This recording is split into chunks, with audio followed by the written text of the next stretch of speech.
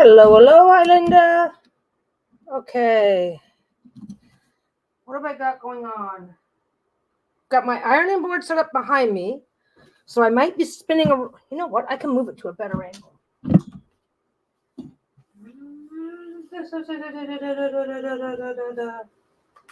that over there. Get that over there. There. Slightly better angle, so I won't be spinning in as big of a circle. I think we'll find out. How is everybody today? I am. Oh, a couple things right quick. Today I'm trying to make a 5-pointed star. Like not this kind of a star, which I've already printed out, but I'm trying to make it go down to the actual points to make a bigger pointed 5-pointed star. And this is I've got two things that I'm doing. I'm not sure what I'm going to have time for. I'm using this as my template because I want to start off with a nice size. And I'm going to do the same thing with five sides as I did with 6 sides last week. So I'm going to try that, but I'm going to do that and see what that looks like, just doing the round and around with 5 sides. But I'm also trying today, I'm also trying to do a 5-pointed with the actual points on a star. So that's something I'm going to be screwing around with, and wish me luck on that because that is going to be a problem. But anyway, before I get started, just so you know, what the hell is that about? Oh, okay. I don't know if you've got the latest Google, if you hover your mouse in certain spots, it will give you a preview of what's going on. And I have to have StreamYard open twice to be able to use 2 cameras. And I had it hovered, the mouse was hovered up in the corner. So I saw the other camera as a thumbnail that wasn't moved. Anyway, it was just weird. It was just weird. Weirded me out. Wait a second, what's going on? Yeah, that's the right camera and that the sound is on. Anyway, so just a quick little bit of housekeeping. I won't be doing a topic video tomorrow because Lisa's got the day off. Lisa's taking tomorrow off and then all of next week off. We've got Dawn Michelle from Boho Tarot. Her and her husband Kevin are coming up for 4 days. Hi, Trisha. Oh, good. I'm glad you got it. Yeah, I wanted to get rid of as much scrap as possible. It's like, oh, you guys want scrap? Here's some scrap. Let's do scrap. Anyway, I'm glad you got pieces that you liked. So yeah, I'm not doing a paranormal topic tomorrow because Lisa's vacation starts tomorrow. So tomorrow, like when you go on a vacation, it's like the first day of vacation is always cleaning everything up so that you don't got to do anything else for the rest of your vacation. So we're just going to be too busy. So I have been killing myself. Did I have the one? I'll go get it. I don't think everybody's seen it. 1 second.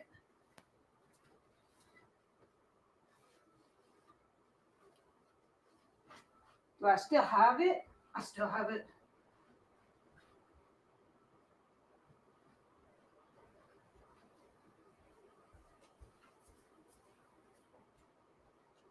Oh,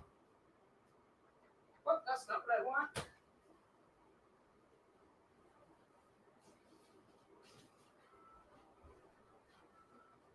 I never brought a drink back either. Okay.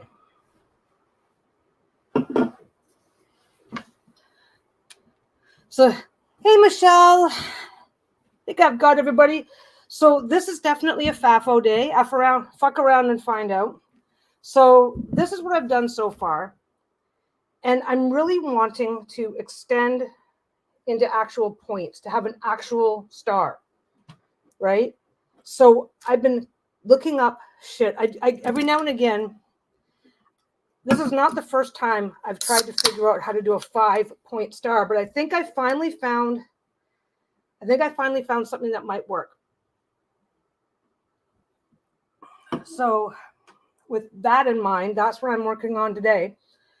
And the bad news is, okay, I'm definitely doing, you guys saw the 6-sided one. I'm definitely doing one of those on 5 sides today to see what I think of it. but I'm also, depending on how my life goes for the next couple hours, I might be doing 5-pointed stars. So I've been looking and looking and looking and looking. And by the way, these are my new gloves. These are the old gloves. You can tell I sew a lot. Never let this bother you, by the way. Never let this bother you. When you are sewing, because these are rubberized, it'll act like an eraser. Look, it'll act like an eraser, picking up little bits. It just picked up a bit of that, and I printed that like 3 days ago. It acts like a bit of an eraser, so it picks up a tiny bit of color here and there and here and there. If your fabric is doing this on your gloves, don't panic. If it's doing it on your fingers, then your fabric has been over dyed. It's got too much dye on it. But like, I'm not getting black on my fingers, but if I rub this over it like an eraser, I'll get black on it. So if your gloves start getting dingy and dirty, because they're not dirty, they're ink stained. So they can be washed and dried just like anything else. If they start showing staining, and if it bothers you, get new gloves. But if it doesn't bother you, don't worry about it unless you can get it on your finger, unless you can get the same staining on your skin. It is just the nature of these rubberized fingertips, or just get a darker pair of gloves so it's not as visible. Yeah, these ones here are no good. You guys aren't going to be able to see it. The rubber has been rubbed off the very fingertip here, but I keep them anyway because I'm cheap. I buy a new pair of gloves about every 2 months. Okay, so first thing I need. Okay, let's give a little lesson. Okay, this ruler has crisscrosses through it, and you can see them. It's got 3, top, medium, and bottom. This is 30 degrees. This is 45 degrees. This is 60 degrees. So if you line this up on the 60 degrees, if I line something up on the 60 degrees and start making triangles out of it, I will end up with 6. 60 times 60 is 360. I mean, 60 times 6 is 360 degrees. This angle makes a 6-sided circle. This angle, 45 degrees, makes a square. I forget what that one makes. The problem with a 5-point object is that it's 72 degrees. You can buy specialty rulers that will supposedly help you with that, but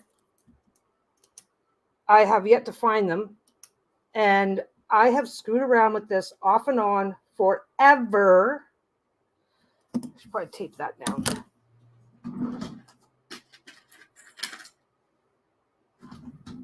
I am super excited, which is why I'm just getting right to it. I'm barely even saying hello to you guys. But anyway, come on.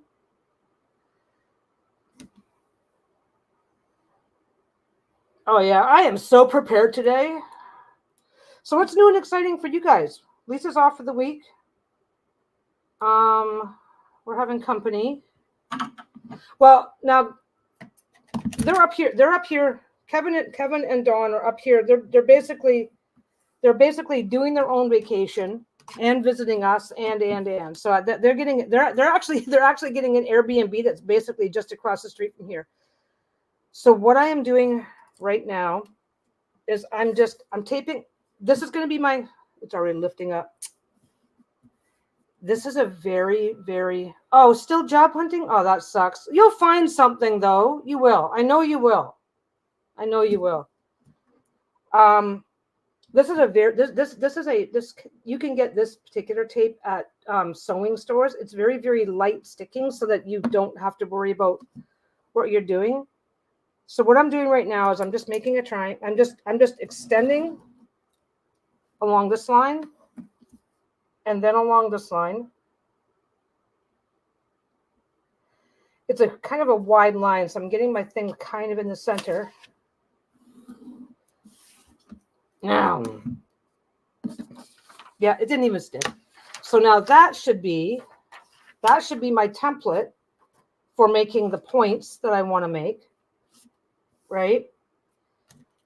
But what I also need is to fill in. I need to fill in this chunk. So this here, and this is going to be a straight line, right?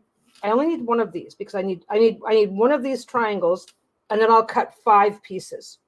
so that I've got my 5 points. I'm also going to need, how's that going to work? I'm going to need to fill in, this is going to go here to the next point. I'm going to need to fill in that. So now I need to go like that. That's what I need to do. Let me move this over a bit. Yeah, I hope it happens. Well, you know what? I hope it happens exactly how it's meant to happen. So basically for this here, this doesn't necessarily make a lot of sense right this second, but I'm just going to make a little mark there because I need to make sure that I have my centerpiece here. I'm really hoping that once I get this made, I can just knock them off. Okay. So this is going to be this is going to match this. I need one of these, 5 of these, and you see where that's going to go. I'm going to be sewing those on, but I also have to have a piece that's at least this big to there, right? So that I can sew that on. And when you're making stuff like when you're making your own template, you have to decide what you want your finished size to be. So if I want my finished size, if I want this to be my finished size, I have to add 1/4 inch all the way around on all the sides. And I have to add 1/4 inch here and 1/4 inch here and 1/4. So 1/4 inch, 1/4 inch, 1/4 inch. Don't forget that part. I am faffling right now just to see if it even works. So for my purposes, it's okay for me. So the 1/4 inch line for me is going to be to there. And then to there. So for me, that's this seam allowance that I'm adding in. So if you want to be bigger, make sure your seam allowance goes outward. If you don't care if it ends up smaller, make sure your seam allowance goes inward. And pro tip, fabric is way more forgiving of shit and shenanigans when the project is bigger than when it's smaller, which is why I'm making this, which is what it's like, why are you wasting so much fabric? I've got extra fabric to waste. So that's what I'm doing there. So I need to make sure that this is the point. I need to make sure that this piece of fabric here is at least this wide. Actually, no, not at least this wide. Let me see, what am I doing here? Okay, if I had the common sense to tape together a whole bunch of pieces, I could just be doing it and not worrying about it, right? But I'm just lazy. I'm lazy and I'm limited. So this is going to be here, which means that's, yep, there it is, right there. I just shifted a little bit, but that's okay. There. So with seam allowance, this piece here has to be, oh wow, 6 inches. And it doesn't necessarily have to be bigger than that, but it's got to fill in this section here. It's got to be at least 6 inches wide at the bottom. I'm gonna go extra expecting to trim things off. It can go all the way across the freaking room now, as long as it's no smaller than this. Because if I figured this out, I think I had a smart and figured this out. So if I'm right, then I cut these, one of these, 5 of these, and this just has to be a minimum of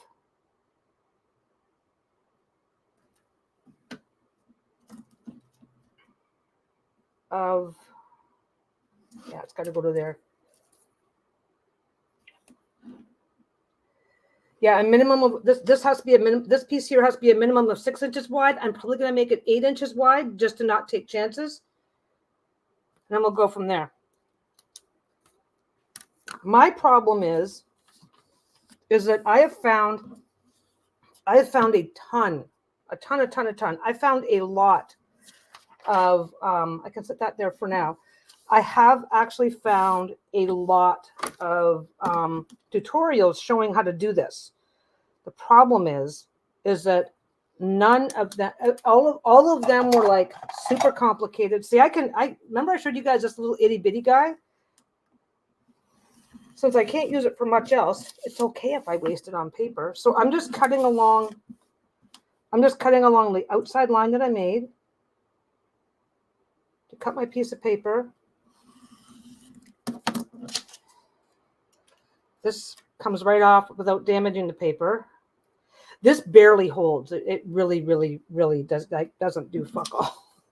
Okay, so that is, let's mark this for now.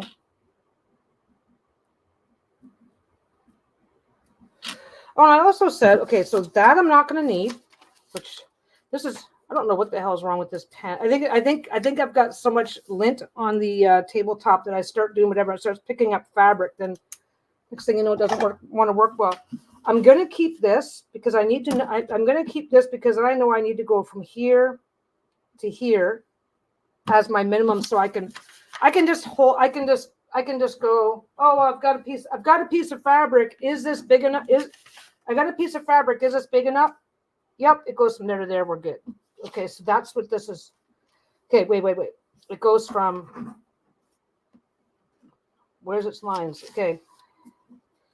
It's got to be able to attach here. So it's got to go like approximately. That's got to be straighter. I don't care if that's perfect. This is the FAFO. As long as this turns out, I can do other stuff later.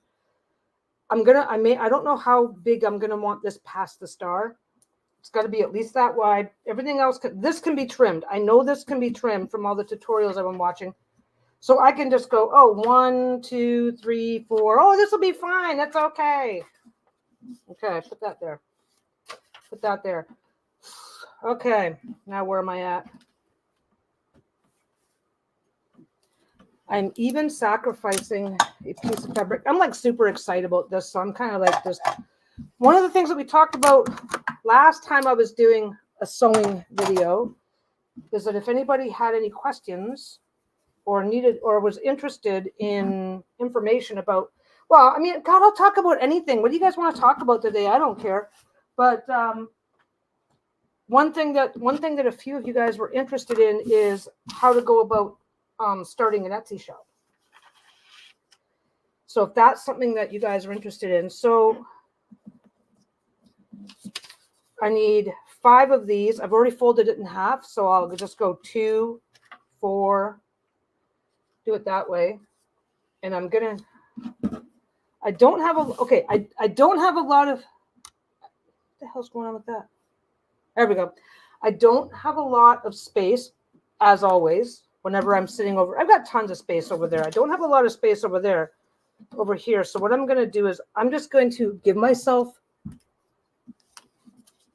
if you can afford, how do I want to do that? This doesn't really matter. If I go there, if you just kind of eyeball how you want your stuff laid out and don't mind a little bit of waste, then if you're limited on space, it just makes your world a lot better if you just throw your piece of paper around like crazy.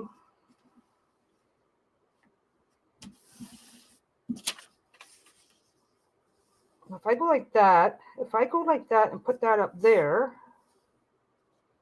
and I should just put my finger right there, be able to come back and do another one on that side. So I'm going to double check. Okay, all these selvages, even this one here that goes all the way to the edge, see those little dots?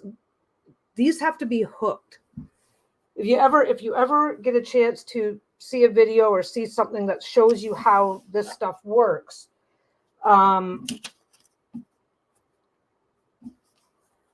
the edges, the selvages are kind of hooked into the machine at the sides, and then everything is done on the center, right? So when you get to the selvages, quite often the selvages, even the area where it's, like I said, this area here, I'll get, you know what, let me just trim this and we'll just do it in a second. Come on, you go over there. I'm going to be all slick and do 4 at once. 2, fold it in half, do the other 2. So I'm just coming up.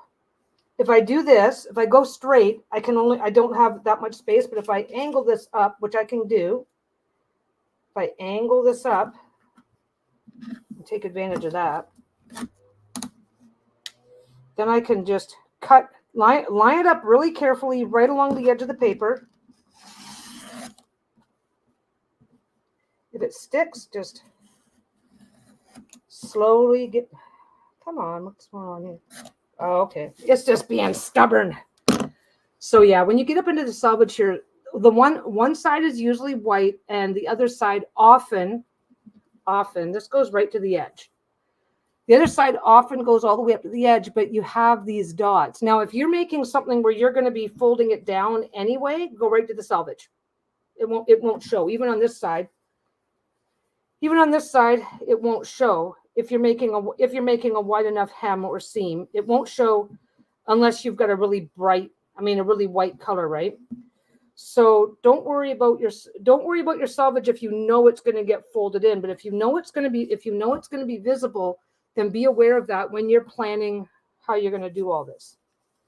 Okay, we're going to go here. So I make spirit witch dolls. I've often thought that maybe I should start an Etsy shop, but then I don't really know if people would be interested in that. Spirit dolls, my God, yeah, they do well. Anything witchy seems to do, not anything. The biggest thing about Etsy is that people put together an Etsy shop. They put together an Etsy shop and then they just leave it and ignore it. They don't do any. You have to either already have somewhat of an audience, or know how to drive traffic to what you're doing. Like if you're already active on social media and you've got people that are interested in them, then it's a fairly easy matter to just say, oh well, if you want to buy one, go to my Etsy shop. Then I'm kind of skipping steps. So I just did 4 of these at once. Cross your fingers, because if I get lucky, this will be fairly quick. If I don't get lucky, I have a faffo pile of hot garbage. So we'll see. So I got 4 of these. So basically on Etsy, the process for setting up Etsy is fairly simple. The biggest thing that happens is people set up their Etsy shop and then get really freaked out when Etsy sends you set up your Etsy shop, and one thing you have to do is verify your identity. And people don't like sharing that stuff online. But it's just like a business. If you were setting up a business, I'm only going to do 2 more of these because I don't need to use the other 2 just yet. I'm going to go a little bit on. I know this isn't folding exactly, and I know I'm going to have a bit of waste to begin with. There's absolutely no, okay, setting up an Etsy shop, there is, I think they now charge a $15 fee to set up your Etsy shop. I'm not sure what the deal on that is. When I set up my shop 5 years ago, 6 years ago now, when I first set up my shop, it was free to set up the shop. The only other thing to remember on Etsy, like I said, there may be a $15 setup fee. I'm not sure. I'm not sure what's going on with that. I keep hearing about it, but then some people are saying they've been charged it. Some people are saying they haven't. So I don't know if it's regional or what. Anyway, so I've got paper on the floor. Now I've got 6 of these. Which is fine. 6 of these is fine. That can go in the scrap pile for later. And I'm picking up this piece of paper because if it works, then I'm going to do more of these. So basically, where Etsy, I got to blow my nose right back. Every time.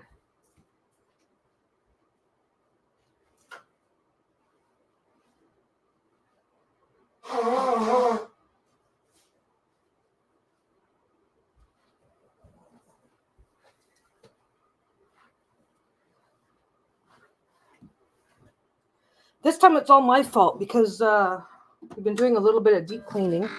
And so it's like, it's like, oh, we got company coming next week. Let's make sure the house is tidy. And I've already been looking for an excuse to do some deep cleaning anyway. It's like, oh, this is really dusty. Let me get my face in there. Okay, that is not big enough for this. So basically, once your Etsy shop is set up, and I'm not sure if there's a setup fee or not. I have no idea what the deal on that is. So I just want to, I always default to overly honest. I already know that that's going to fix. I'm just folding it back. And I'm lazy. So I am just going to cut right through this template.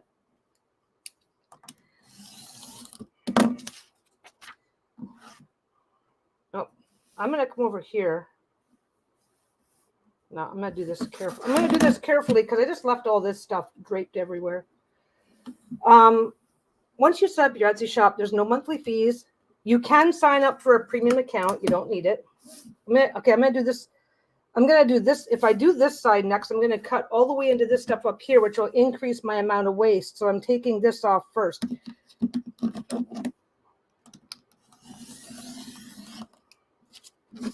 I do like to cut all the way across in one smooth motion because you just get cleaner cuts that way. Once your Etsy shop is set up, you're risking, it's 20 cents a listing. So think of it like a vending machine. Man, if I'd have lined it up differently, I could have got a freebie out of that. So think of it like a vending machine. You put 5 of your spirit dolls up under. You have 5 identical spirit dolls. You list them all. It costs you 20 cents. If that one sells, then it's now done. The next one gets to the front of the line, 20 cents. You're only spending, in order to make your listing, you're only spending 20 cents. That's 20 cents US. So whatever that translates into in your money. In Canada, it's 27 cents. So you're doing that. If your item does not sell after 4 months, your listing will expire and you're out 20 cents. If your listing does sell, Etsy takes 8.5% total, which sounds like a lot. They take 6.5% for themselves. That's basically their commission. Yeah, look at that.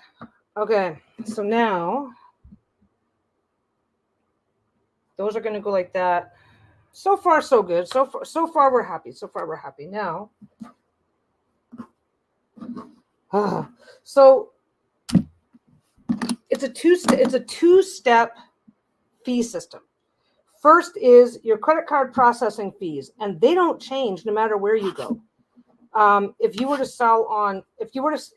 sell anywhere, even using PayPal, and don't quote me because I don't know the full thing. Now, I'm doing these in black. And this is from my scrap bin, which means that it's covered in lint. Credit card processing fees are 25 cents US plus about 3.5%. That's charged by the credit card company. So Etsy's not charging you that part. That part of the fee is not coming from Etsy. That's coming from your credit card people. Then after that, Etsy's fee is 6.5%. And Etsy is one of the lowest fees of any of the platforms. The only platform I know of that has lower fees has like nobody's using it. Nobody's using it. But yeah, there's no reason not to set up an Etsy shop. Now this has to be at least that big. So I need one straight line over here and one straight line down here. I am not worried about, as long as it fits, I'm not worried about the extra. So that is matching this line, right? So that's what I'm cutting here. I'm going to match this line. I'm okay with the scrap. One of the things that I realized about these, every single one of these patterns that I saw was so specific and so fiddly that I've tried a few of them over the years. Etsy is the only place that I've used because I've never had to go anywhere else. I do very well on Etsy. Very, very well. But don't forget, let me back up. The fees are affordable. It's some of the cheapest that you're going to find. I fucked up. I already fucked up. Okay. The direction of this piece does not matter. Okay, this piece does not matter. It's a triangle. But this piece, I have to connect it to the same side. And I have to connect it to the same side. And that is going in the wrong direction. But, is that going to... Okay, so that one works. Let's put that over there. You have to pick whether you're going to go from left to right or from right to left. You can only do one side. This is what I realized on this. So that's got to go that way. That's my paper. So I've only used Etsy because I never needed to go anywhere else. But also, okay, so I'm going to bring this back. Okay, look at that. My height is fine. This is fine, and it still stays inside that line over there. Whew. So I'm just going to move that to the bottom. The only line that needs to be clean is this one.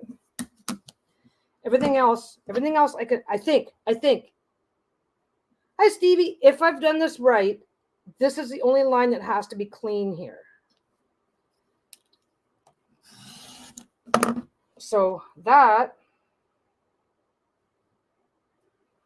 is actually, if I decide to come back and make a black star, I can do this. So I haven't had to go anywhere else, but I never relied on Etsy for my sales. That's what I started to say, and then I distracted myself. So that one is going to go. So that one is spaced so that it's going to go. It's going to. This is sewing on right to here. That's where this is sewing on. Okay. So it has to face this direction. So there's two. So if you, and don't forget, okay, like Lisa, okay, if you're in, nope, that's not right. We're not doing that. We have to do one at a time here. Like if like Lisa, that's one of the reasons why, I can't even talk today. I am super, super hyped up about the possibility of being able to actually make stars, that I'm just a little bit of a squirrel right now. So bear with me. So that's 3, 4, as long as it's the minimum, as long as I meet the minimum.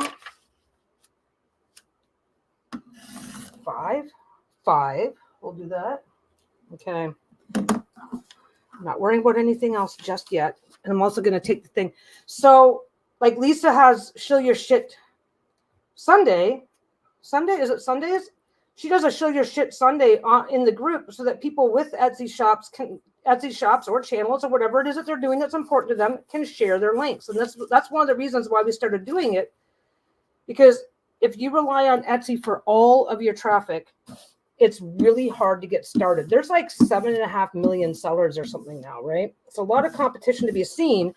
So you need to be doing your own marketing. Now, what happens though, this is why Etsy is worthwhile. It's really hard to get started on Etsy, but once you get started, they're pretty reliable for bringing you a nice trickle of traffic that, for me, 6 years later, continues to grow, right? I mean, I've done very well. Way better than I thought I was going to do. That is for sure. Okay, so I'm going to just do a little dust. Basically, this came from my stash, but it came from a section of my stash. I kind of keep my stash a tiny bit separated. There's a section of my stash where quilting stuff lives. And I had, this was left over from the backing of a quilt, which means that it's, I thought so. Now it's fine. That's left over from the backing of a quilt, which means that it was way, way, way. Oh, I'm glad you got it. Yeah, you didn't say which crow you wanted, so I just sent you a bunch. It's fine. I like doing stuff like that. Okay, these two are done. They're going to sit over there. This is going to be over here. So these are stacked now. I am going to straighten the bottom because I need a straight bottom to work with, right? So I'm going to set that there. So I need this line. I need this line to be straight. Ooh, moment of truth, because this either goes really, really well or it doesn't. But yeah, as long as you can get those first few sales out of the way on your own, Etsy will, if you've got a product if you've got a good product, they will find you, they will buy it. But you'll get a much better start and have a much more solid go of it if you can get people coming in from your own, if you can get your own people in first. So basically, I'm just going to be going through here.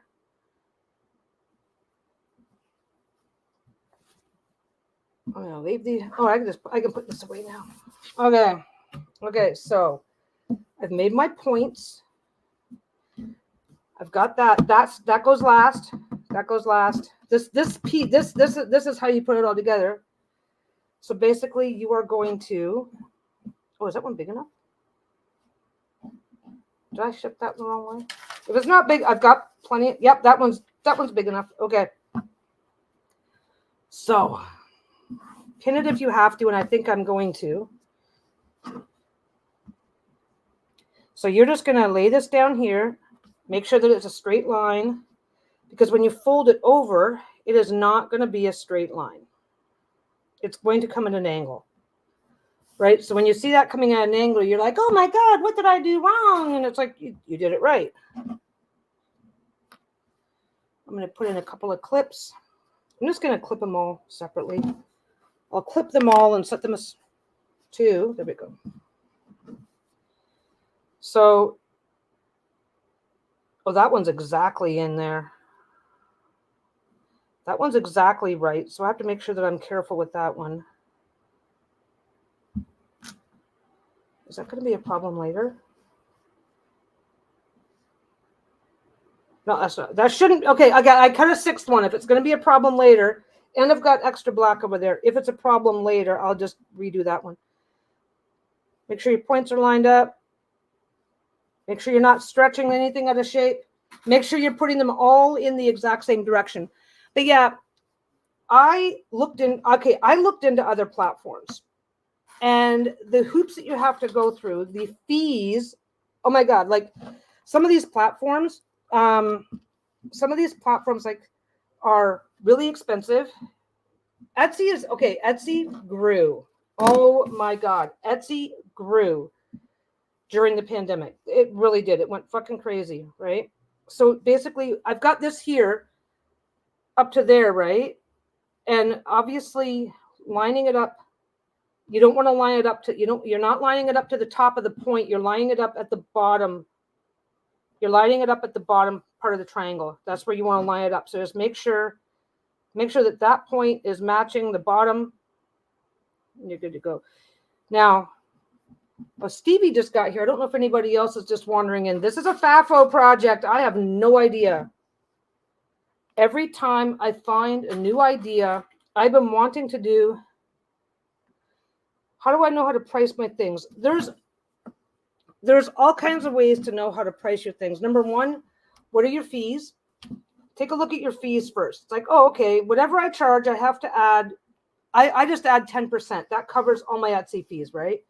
It's like whatever I charge, I have to add 10%.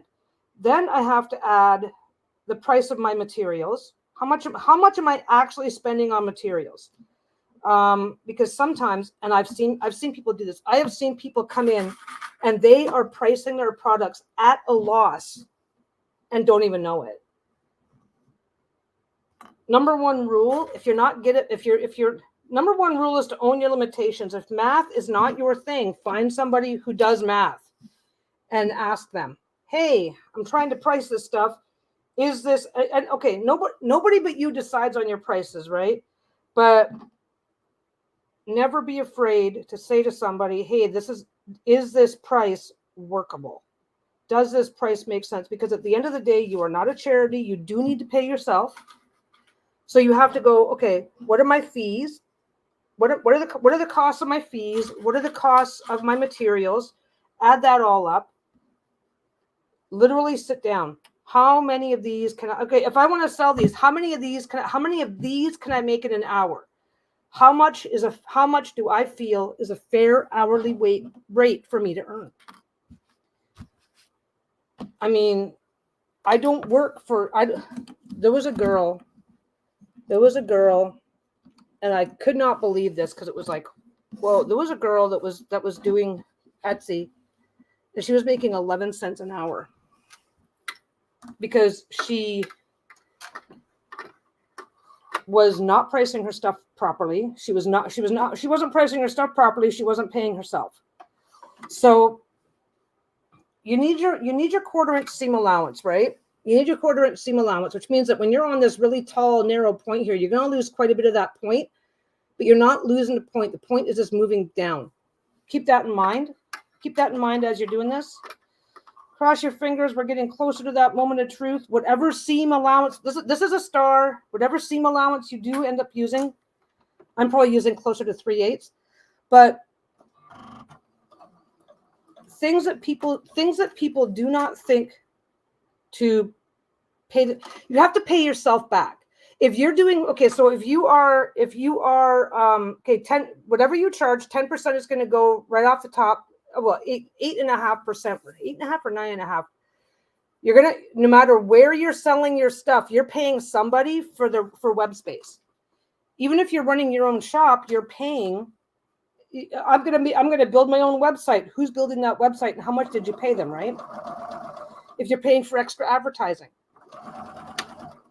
Add it all up. Add it all up. Sort of. I've even got a nasty little. It's crappy, but I've got a little. I even built a little spreadsheet that does that. That did the math for me, so I could double check my own numbers. But yeah, it's like, okay, if you're shipping for free, yeah. Pricing yourself properly is important, but it's also it is okay. You know what? I just last week had to raise my prices, and I was not fucking happy about it. Okay. Because shipping's gone up.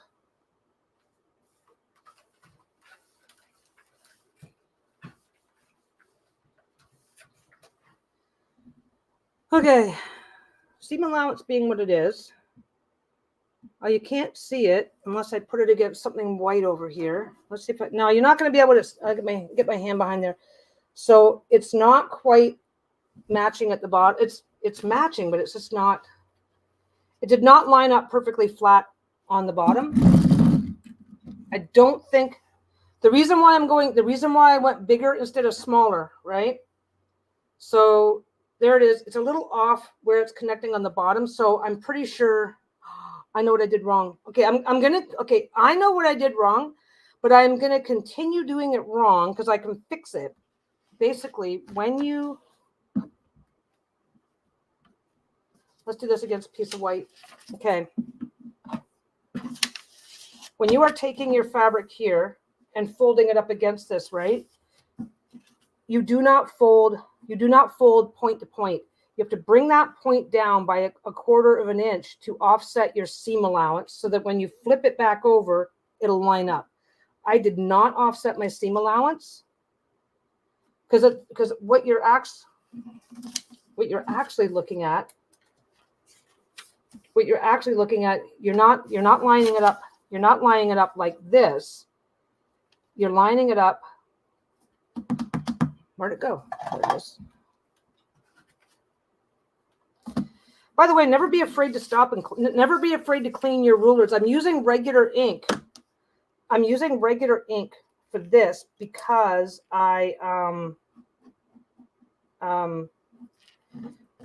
if I get this if I get this too close to the iron, I'll lose all my lines. Okay. So basically, this has a seam allowance down here at the bottom. So does this. Flip it over. Sorry, I'm still going to be careful with my stuff because if this works out the way I want it to, if this works out the way I want it to, then I can continue using this as an ongoing template. I'll just copy it onto a piece of cardboard. Basically, so you account for your fees.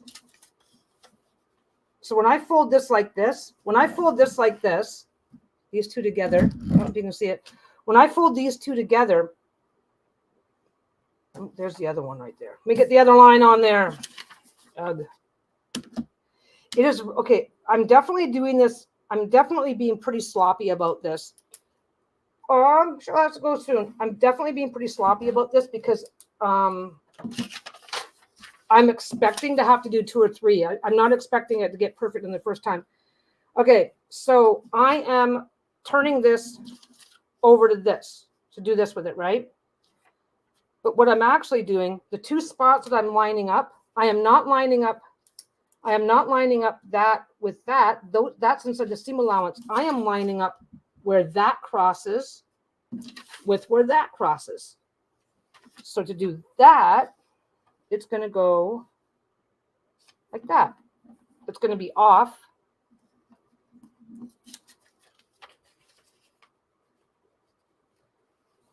This isn't perfect because I'm just being slop.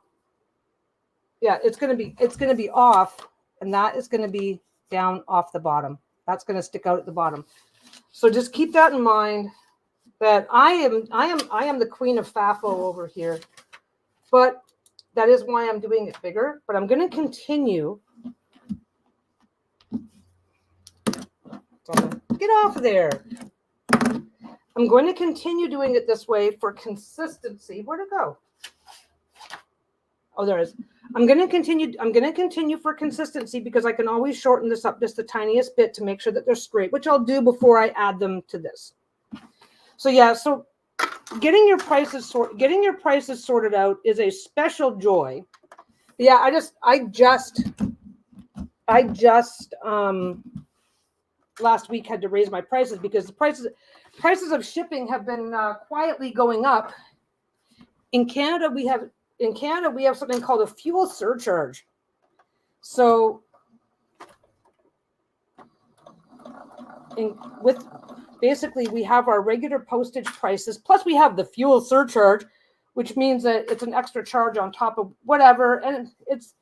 And you always sound like you're fucking apologizing every time I'm really sorry I had to raise my prices. But yeah, basically shipping prices have been quietly going up in the background up here because Canadian shipping is already expensive.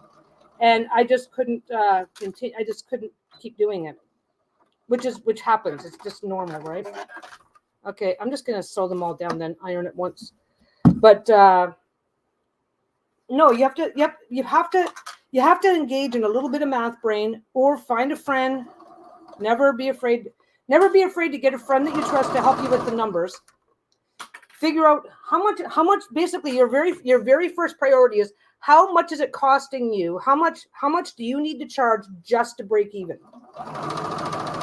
Just to break even, how much do you need to charge? Because that is probably that's the most important number that you're going to need to know. And once you have that number, okay. I like to think that my stuff is worth it. And for the people that are buying it, my stuff is worth it. But the reality is that I'm also charging enough so I can pay myself. And sometimes I end up charging a lot for something just because of how much time it took me to make it. Or I try not to vary my prices, right? So today I might be working with a fabric I got on sale for $5 a yard. Tomorrow I might be working with a fabric that I got for $45 a yard. It just depends, right? I'm not gonna use shit fabrics just because they're cheap, but I also am not gonna use top of the line all the.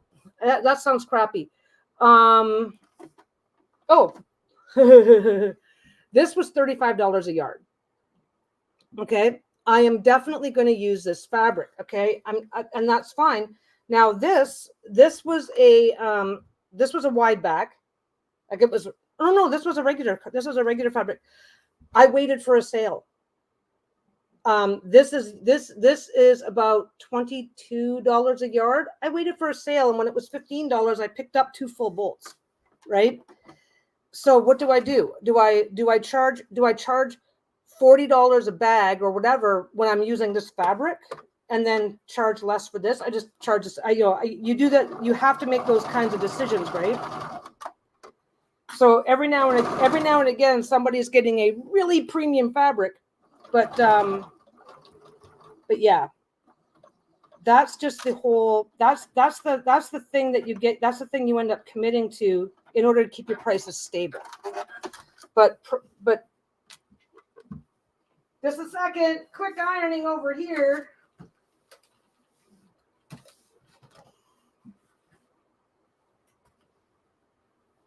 Come on, you can do it. You can do it.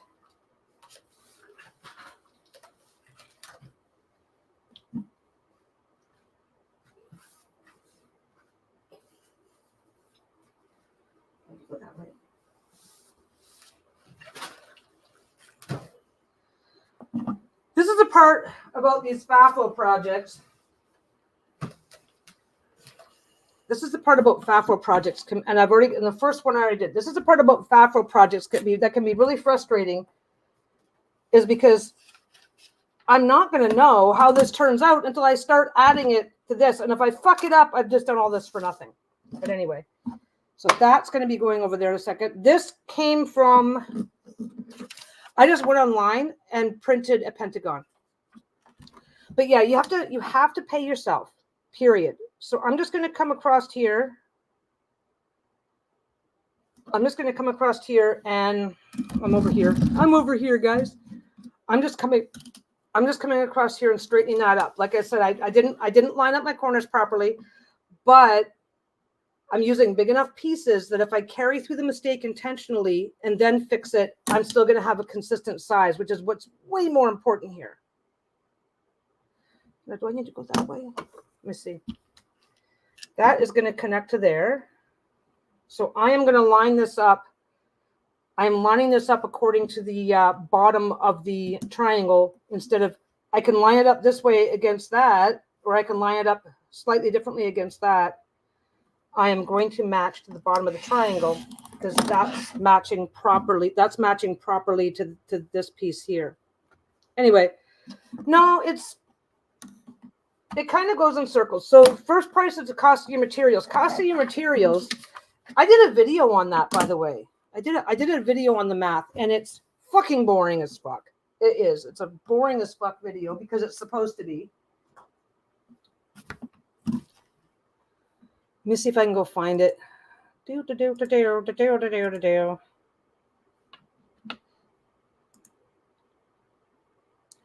Basically,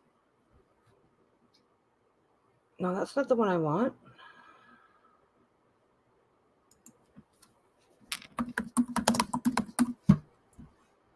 No, I don't want that one.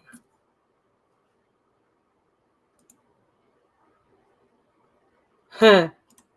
Okay. Oh my God. Talking. Ew. It just automatically started.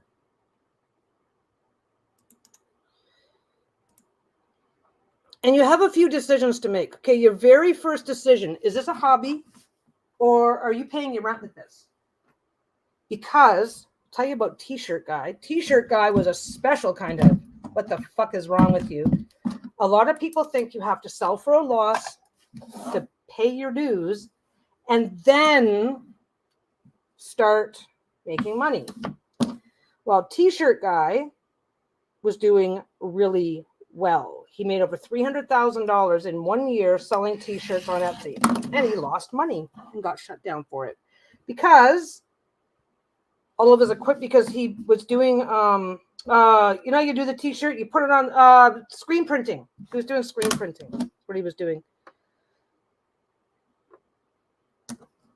So far, this is working. So far, this is working out as a FAFO project because I am kind of. I don't like a lot of waste when I sew, but I don't like a lot of waste when I sew, but I'm so used to having at least some waste that it doesn't bother me if I'm throwing away a little bit here and a little bit there, as long as I end up with something nice. How much do you want to pay yourself? T-shirt guy. I remember T-shirt guy because he got shut down. So as he shut me down, I don't know why. What's going on? Basically, T-shirt guy set up doing T-shirts. And he got himself a screen print machine, which is fine. Started selling T-shirts at competitive pricing because I need to build my business first, right? So he builds up for all this competitive pricing, and it gets really good. Okay. Now let me just come back over here for a second. I got to remember what I'm supposed to do. Okay, so what I'm going to be doing is I'm going to sew that one to here. From this side, I'm still gonna have I'm probably still gonna have the same. No, I shouldn't. No, I should be just fine. Okay, this actually has to line up properly, and I need to remember. I can do it. I can do this pen. Okay, marking on paper with a non-erasable pen is one thing, but I don't want to do it here. So basically, this is.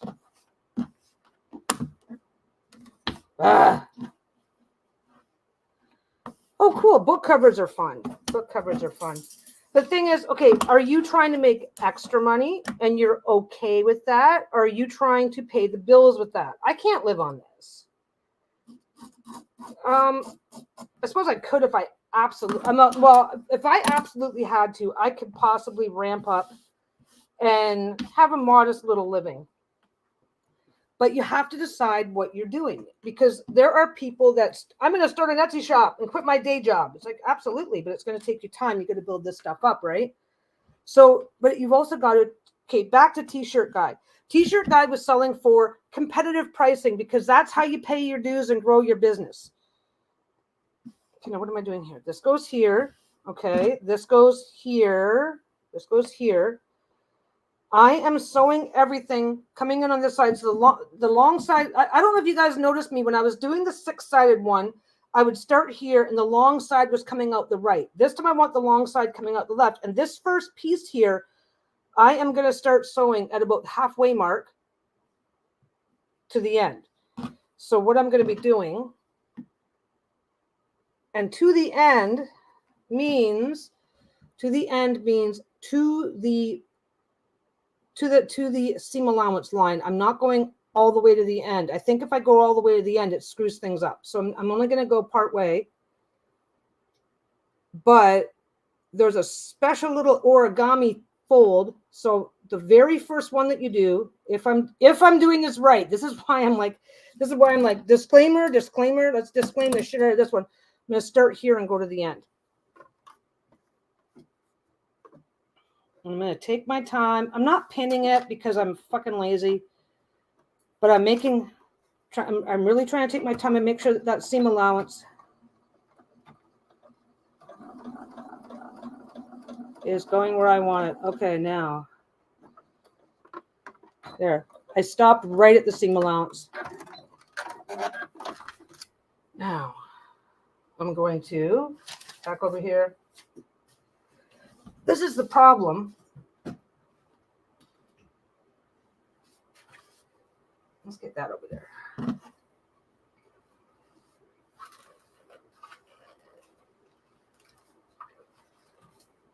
Try doing that. Okay. Yeah, the same mistake is carrying the same mistake because I'm not lining this up properly. I didn't line the first one up properly, so everything's a little bit off size now. Doesn't matter. So now I am lining all that up, giving it a trim, please. So anyway. T-shirt guy. God, I am bad at telling stories where I'm distracted. That's not right. I guess I'm gonna have to go that way. That way's fine. This is definitely not going to be perfect. I want it to be functional. Okay, right now, right this minute, I'm going for functional because this is a new idea that I came across. Okay, so now that one's going to go like that. So far, so functional. And again, I did not. If you make a mistake on something that is symmetrical, this is symmetrical, continue the mistake intentionally, because if everything goes the way I think it should go, then your mistake will have corrected itself by the time you're done. But we shall see. If your item is not symmetrical, do not do what I'm doing. Everything, now that this is, the point, I'm lining up my points, the black, I'm being lazy about how I'm lining up the black because I know I'm coming back to trim, but I haven't 100% decided what size to trim to yet. Come on, you go there. You go there. You're going right there. There we go. When you're lining up your seams, don't forget that they're going to be your seams will not line up like this. They will line up like this because everything's at an angle. Nothing's meeting. When you're lining up your seams to get that nice pointy seam thing, where the seams are basically one on top of the other. Of course, I didn't stop that at the right spot. But that's okay. Yeah, you can go all the way to the end. Cool. Okay. Let's go over here and get a quick iron.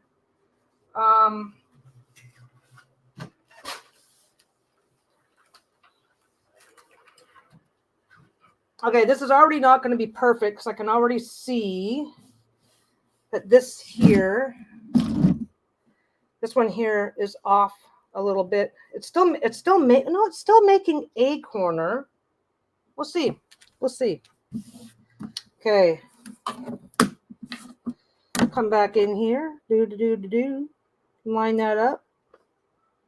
It's okay if things are not exactly perfect, as long as you know you're going to catch enough of the seam to not have to worry about the seam tearing out. Okay. Again, line that up to there. Line that up to there. So I'm kind of trying to put that point there. And then just hoping that everything else line. Yeah, see, if that point goes there properly, this comes off the end. And I've already been carrying through the same mistake. So we're just going to keep going. We're going to keep making that mistake. Only because this is a symmetrical piece. So it should, as long as the same mistake is carried through for everything.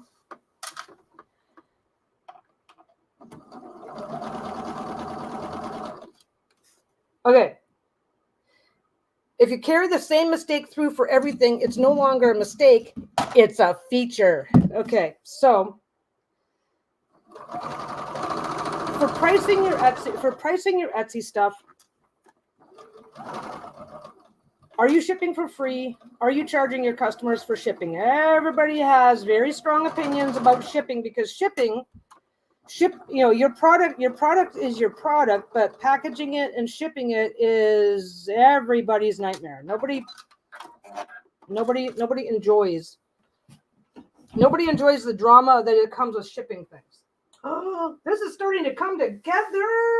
See how that goes in the opposite direction. Whatever. I don't care right now. I don't care at this point.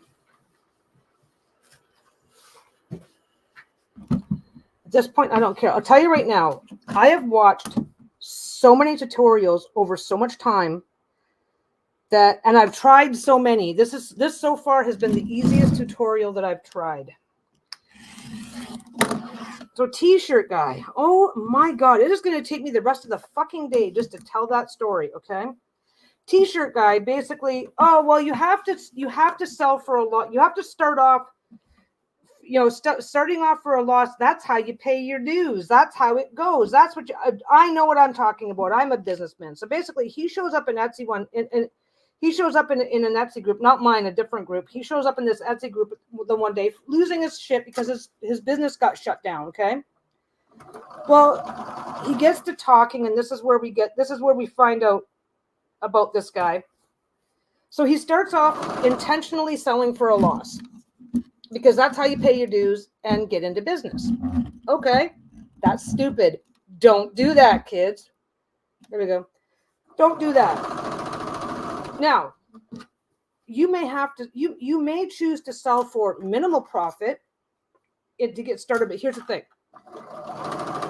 When you raise your prices, Etsy is like the world's biggest mall. The minute you raise your price, okay, if you start selling at the absolute rock bottom price, then you are only going to get the absolute rock bottom spenders. And the minute you have to raise your price, they're just going to move on to the next guy who is paying his dues by selling for a loss. Okay. That's what happened to this guy. Well, he's like, I'm a successful businessman. I've been doing, he basically thought he was winning when he wasn't, because he gets into this. He's talking about how profitable he is because he's done all the right things and raised his prices. Just a second. Let me just hit this with the iron.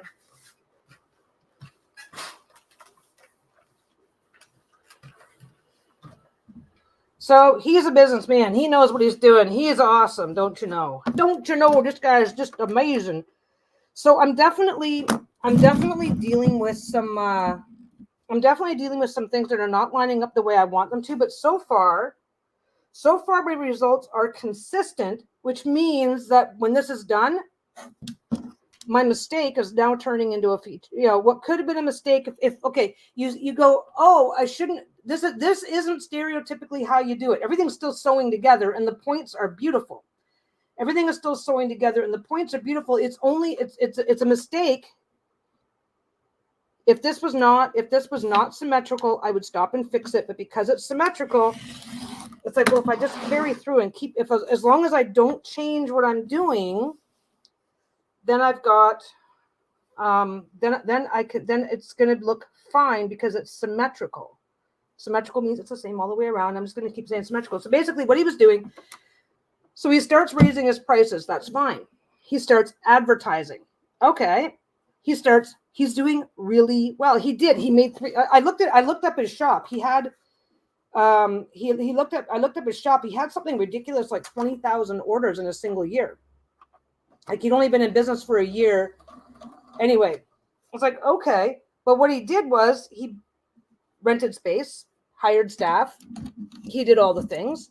He was buying it. He was buying in bulk. I don't know why I keep doing that for every single stitch.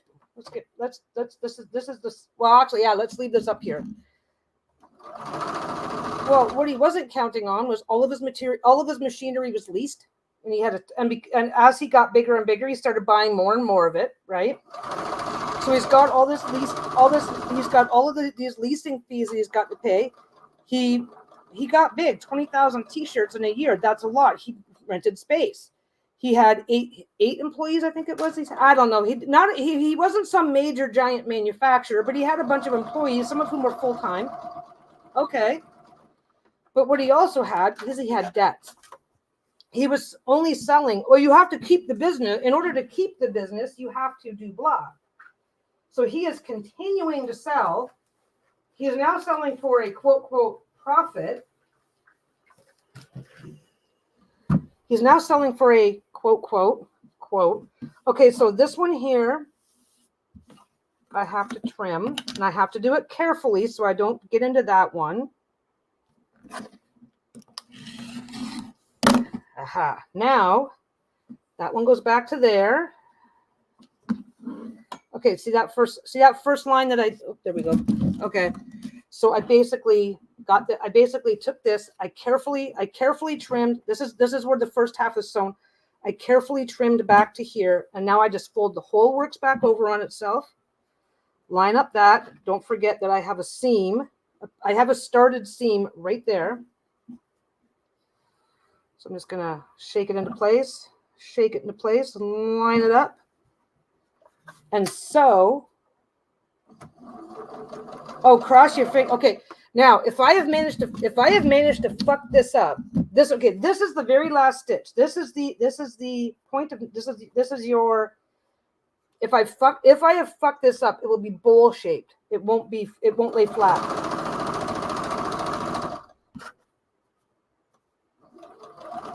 Let's get that out of there. So basically, what it turns out he's been doing is spending like $500 or $600 a day on advertising to bring in about $1,000 a day worth of business. Because remember, he made about $300,000 in a year. Right now, this kind of rolls up on itself a little bit because of the way it's all attached around. So just take your time, be careful. And there's the very, very end. I did backstitch to start that one. Okay. Ooh, let's see. Okay, let's see. And it's flat. Okay. I'm going to iron this right quick.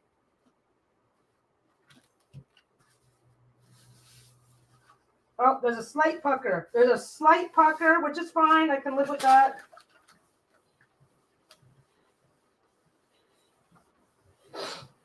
Oh, yeah, okay.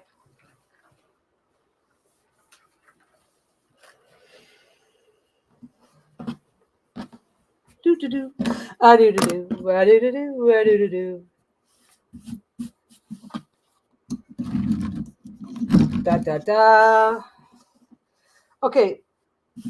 I definitely know what I did. I definitely know what I did wrong. I definitely know what I did right, right? So we're okay that way. So the very last one, because I carried through a mistake all the way through, the very last one has the biggest shift, but I don't think it's visible. There we go. I'm pretty happy with it. I'm gonna give that one more shot with the iron. I might be able to flatten it. And let's see.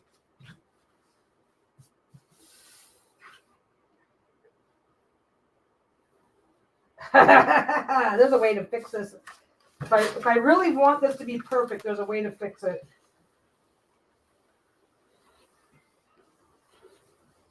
Oh, wait.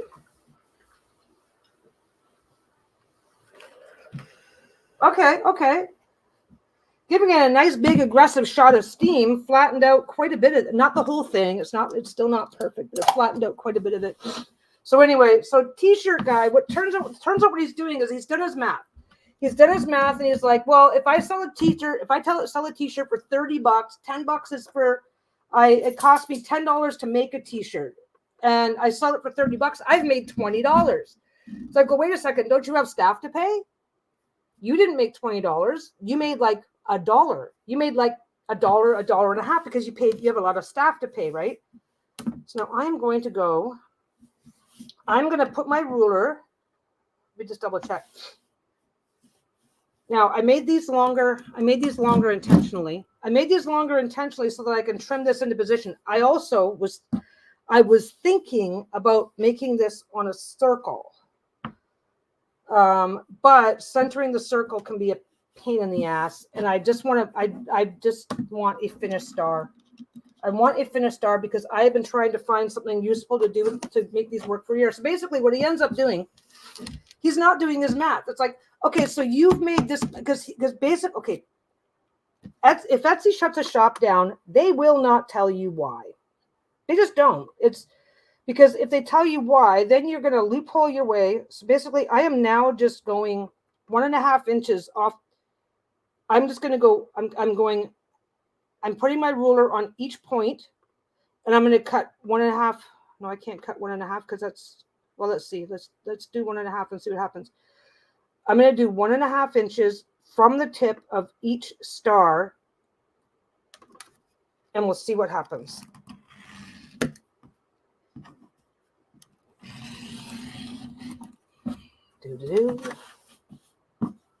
So basically, what's going on is he's losing money. He's losing a shit ton of money. And what he ended up doing, he was spending hundreds of dollars. He was spending hundreds of dollars. He was spending hundreds of dollars a day in advertising. It's like, as long as I make this much money a day, I'm fine. It's like, but dude, didn't you say that you rent your space? Didn't you say you've got employees? Didn't you say this? Didn't you say that? Right? Well, I got to go back into 1.25 because I'm off the end here. So I'm just going to bring it back down a bit. Not the end of my day. So basically what he started doing now that he's paid his dues and he's ready to make serious money, don't you know, man, what he ends up doing is he starts doing copyrighted stuff. That's what actually got him in trouble. Let me just back up. His profit and loss, Etsy, if you want to sell for a loss, Etsy does not care. That had nothing to do with it. He started selling Disney is what he started doing, and Disney complained because he let that slip later too. Like, I mean, blah, blah, blah. Now that I've paid my dues and I'm making money, they can't stop me from selling Disney. They can. They don't want Disney taking them to court. Are you fucking kidding me? But anyway, he gets talking. I make Etsy so much money, blah, blah, blah. That's what started the whole conversation. And the reason why this stuck with me, because here's a grown ass man making $300 and some odd $1,000 a year, losing money every day because he's making $300,000 a year, but he's spending close to $350. Because he's got all these bills, he's got employees to pay, bills to pay, he rented all of his equipment.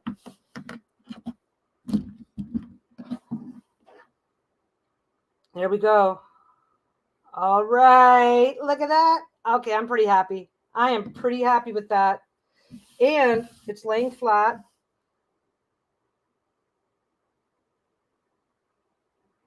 This is where the biggest mistake is right there. I don't know. Yeah, you guys can see it. See how that's there. That point meets there. So there's like a 1/4 inch gap. That one there is off. I don't think it matters though. I can fix it. There's actually a way to fix this. There's a way to fix this, and that is you just come behind, fold it into position, and then just put a new seam in, but it's a pain in the ass. Anyway. So what it turns out t-shirt guys started talking because he was Mr. Big Man, and Etsy's going to miss him and whatever. And it turns out that what he was doing was spending so much money being a businessman, he wasn't paying himself. He was not paying himself at all and didn't even know it. That was the scary part. Oh, wait. One of these is still a little high, isn't it? Yeah, that one's still a little high. Remember, I had to adjust, and I never went back and made the last cut off the end here. Anyway, so yeah, he screwed himself. He screwed himself. He wasn't making any money because he never accounted for paying for himself, which is a huge mistake. It's like, well, what about paying yourself? Well, I make good money. It's like, because he also had a day job. A lot of people that with that they keep their day job for a while, right? He's like, well, between that and my day job, I'm making a lot of money. And it's like, between that and your day job, that your day job is the reason why you're not noticing how much money you're losing. Okay, where am I? Where is it? There it is. Do. Might as well finish it, right? Might as well finish it into something fun. I got backing over there. I don't think it's big enough. Is that? Nope, that's not big enough. Do I have any piece of... I'm always looking for a piece of stuff I don't need. Oh, wait, I don't want to finish this yet. I'm not finishing this yet. What I'm going to do... I think I'm going to add... Oh, come on. There we go. Where is it? Where is everything? I lost my shit. Anyway, I think that would look really nice with a green border around it too. I've got more of it sitting right over there. I'll get some of these. I'll get as much on as I can from this, and then we'll go from there. I'm just going to cut like 1.5 inches. I don't want it to be super wide. Well, I think I'll do. Yeah, I don't know what I'll do. Anyway, that is the cautionary tale, because this guy was selling to the lowest common denominator. He was selling to the cheapskates, and I don't know how to make that sound polite or fair or reasonable. Everybody's looking for a deal, and so am I some days, right? So he is selling to people. He's advertising. He's competing on pricing, not charging enough to cover his expenses. And then once he figured he was rock solid, started making really stupid mistakes. Just going to do 2-inch strips. Started making really stupid mistakes, and then realized that he never would admit that he was losing money, because I'm making this much money every week. It's like, but how much are you spending? What are your expenses? That ruler shifted. I know it did. Yes, it did.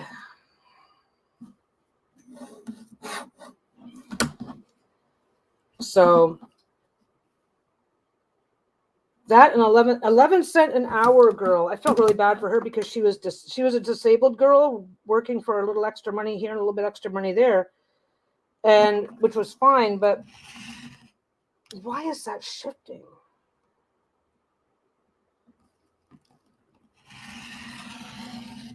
I think I need to get a fresh blade on here. But 11 cent an hour girl was the opposite. She was just working like, okay, and this first guy, he's like, I'm going to do this because this is going to be my full-time job. I'm going to be a businessman and run my own business. And he was just one of the reasons why he was pissed was because he was just getting ready to give up his day job for this. And it's like, but dude, you did wrong, and you weren't actually making any money in the first place. Oh, well, I will, because once I'm doing this, I'm going to raise my prices. And it's like, no, you're not. Your primary audience is the people who will not spend that kind of money, no matter how much you do for them. Anyway, 11 cent an hour girl was doing it for a hobby, making a few extra bucks to offset her disability checks because she was on a pension. And everybody was being super supportive, which she deserved. She was, she was working really hard at this. And the thing is, though, is that she was only making so she got talking one day about what she was doing, and it turned out she was only making 11 cents an hour for her work. She was making greeting cards, and everybody's like, "Oh, that's cool. Greeting cards are cute." Blah blah blah blah blah. And it's like, yeah, with my physical disabilities, it takes me 8 hours to make a card. And I'm like, what? You're selling these cards for $5. You're selling these cards for $5 each, and you're paying for the shipping. So she sells a card for $5. So you give this girl $5. She gives 10%. When it comes to estimating Etsy fees, I always say 10%. It's better to overestimate. It's better to overestimate your expenses and have a couple of dollars left than to underestimate your expenses and have a bill. So it's like, okay, so she sells and it's a 20-cent listing fee. So basically, she sells a card for $5. She spends 20 cents for the listing fee, plus gives Etsy 50 cents. There's 70 cents out of her $5 gone right there. Plus, she's paying for the shipping.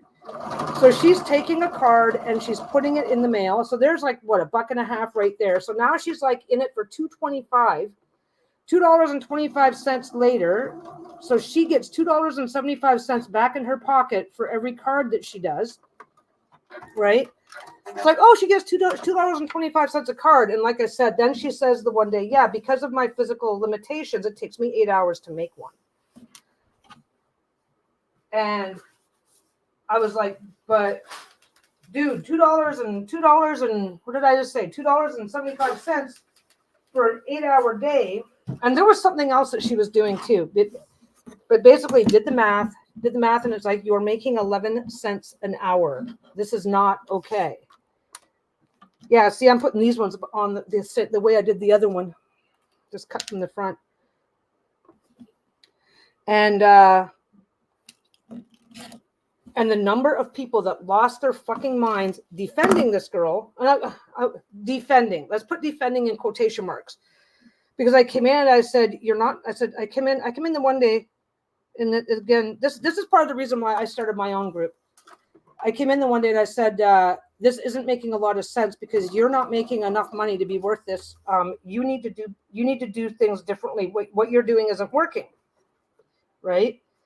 What you're doing is not working, and you're not making enough money to make this worth your while. And I forget just what I said. Shipping is a pain in the ass, because for some products people are not interested unless you pay for shipping. But I'll tell you right now, the product does not matter. If they like what you're doing and they want it, they will pay for the shipping. I try to keep my shipping as cheap as possible, but it's not always free. Right? But anyway, so I tell this girl this, and there's probably I probably could have done it better, nicer, kinder, whatever. I don't know. So everybody's coming in going, stop crapping on this poor disabled girl. She's doing amazing. You just keep doing you. And I'm like, you are literally. It was ableism, and it was these people that are stop being an ableist. This girl is doing blah, blah, blah. Don't forget, I'm disabled. So it's like, oh, fuck no.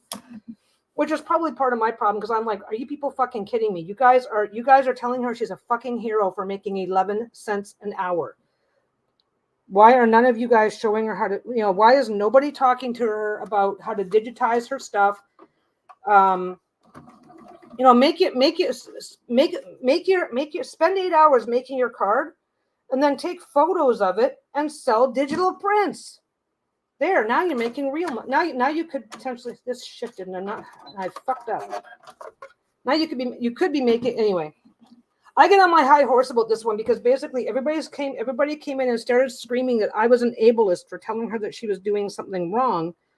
And I just, I think it was very shortly after that I started my own group, and it's like, I cannot believe that these morons think that they are supporting somebody in their disability by telling them that not enough is good enough.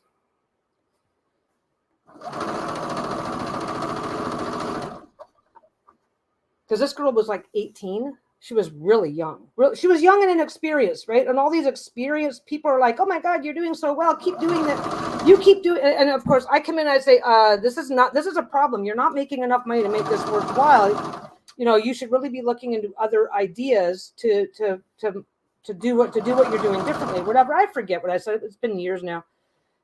And all these people there are screaming, oh, you're being an ableist, you're being this, you're being that. And I'm like, there's this thing, it's called the soft bigotry of low expectations. And it's like, who's being what? Who's being what now? You fuckwits. But anyway, I get on my high horse about shit like that. It's like some things just aren't, sometimes it's just not going to work out. But I will tell you that witchy stuff seems to be really, really popular, and it doesn't seem to be as saturated as other markets. I got to go cut 2 more of these because I don't have enough to finish. And I don't have enough to finish, and I don't want to, I don't have enough to finish, and I don't want to be sewing these together. It's already looking really nice. But, you know, this girl was making 11 cents an hour because she didn't do math, and nobody was helping her with the math. And I will say the other problem is don't believe everything you hear on Etsy, because Etsy is 1000% beginner town, which is fine. Ooh, no, not big enough. Okay. I thought I was going to have enough but yeah, shipping's not bad. Shipping is not bad. Shipping from Canada is a pain in the ass, but even that's not bad. You just got to be aware of it. Plan for it. Okay, where are we going here?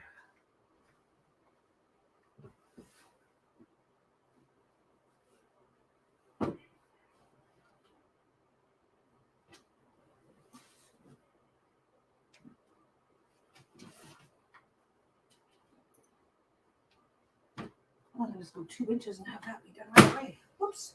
I made noise. I'll be right back, guys.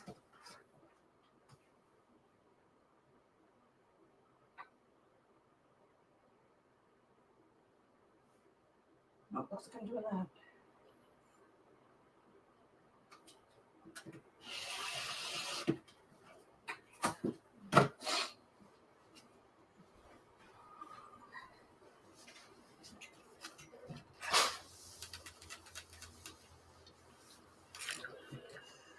Okay, I just got to cut another piece. Honestly, confidence is probably the biggest issue that most people face. There's 2 extremes. You're so confident, overconfidence is an issue, lack of confidence is an issue.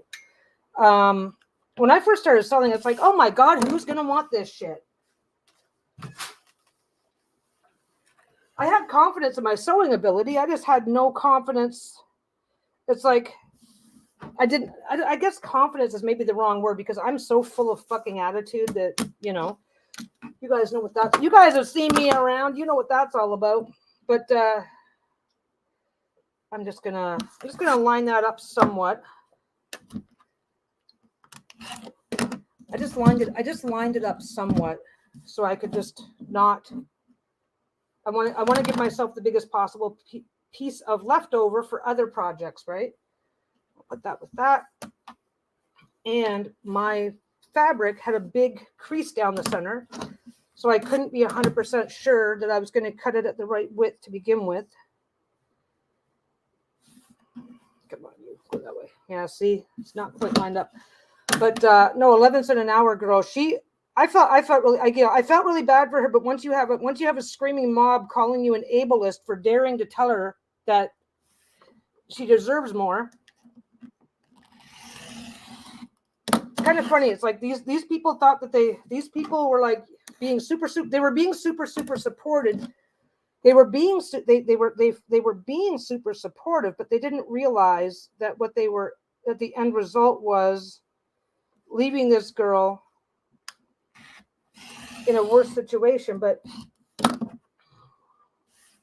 like I said, being disabled myself, I can get on my high horse about shit like that, because I've seen, and also just to remind everybody, there's an eye disease that runs in my family called retinitis pigmentosa. My dad had it. There was 11 kids in the family. 8 of them had it.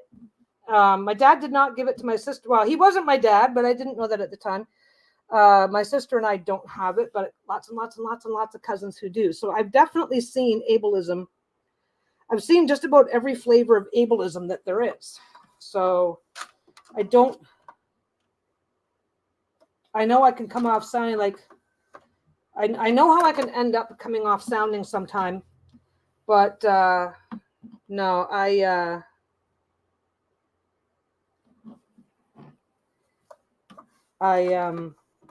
definitely it's like, dude, this girl has a disability. She doesn't, just because she has a disability doesn't mean she isn't deserving of a decent paycheck, right? Anyway, yeah, but I've seen the we are helping mentality turn into we are so busy being helpful that we aren't aware of just how much damage we're causing. But you got one stranger, well, I wasn't the only one. There was 2 or 3 of us that were going, you're not making any money doing this. Like, you need to blah, blah, blah. So 3 or 4 people going, girl, you can do a lot better. And 40, 50, 60 people going, you guys are ableist. You guys need to leave that girl alone. Oh, God. Anyway, confidence is its own thing. Confidence is definitely its own thing. Like I said, I don't know if there's currently a fee. It's not like $1,000 a year or anything like that. You can also sign. You can sign up for a premium account with Etsy. It doesn't help you or hurt you. I have a premium account because it gives me some options about how my shop front lays out. But it does it. I like the way my shop front looks, so I pay for it, and I'm making enough money that it pays for itself, right? But you do not have to have a premium account in order to use Etsy. It will. Oh, for fuck's sake! Did I just do that wrong? Whew, no, I didn't. Thought I had, but I didn't. I thought I hadn't. I have seen some incredible stuff. There are people on Etsy who have been on Etsy for a really long time that get almost all of their materials from the dollar store. They will go get a, how you can go to the dollar store and get those little kitty projects, little bird feeders or whatever the fuck, right? There are people that go to the dollar store, pick up those little projects, paint them up, spend 5 minutes painting them up, and sell them for $50 or $60 on Etsy, and that's what they do. And they make money doing it, or at least I don't know. When Lisa had to talk me into doing Etsy,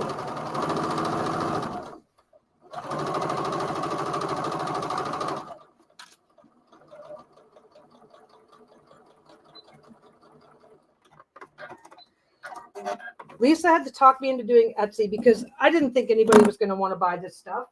I really didn't.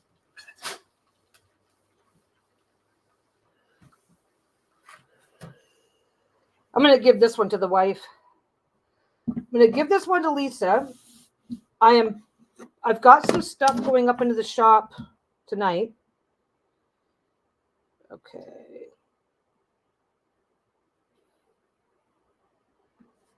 Get those off. Square it up a little bit. Peggy's making that. Peggy figured out how to make these. I have been searching for about a bazillion years for a design that is, this is actually a 5-star design actually isn't all that popular. I have been searching for a 5-star design that doesn't take hours and hours. Yeah, watching to make. Okay, this one here was super simple, super easy. Basically, once I made the template, I did carry through a mistake. I did not line up my you know how you have to line when you're folding over things that are not straight. You have to line it up according to the seam allowance and leave that 1/4 inch. I did not fold them up properly, and in order to keep it, because it's symmetrical, I just kept going and carried through the mistake, so that it would still be symmetrical when it's done. I like the way it turned out, but when I was folding these onto that, I did not line up my steam allowances properly.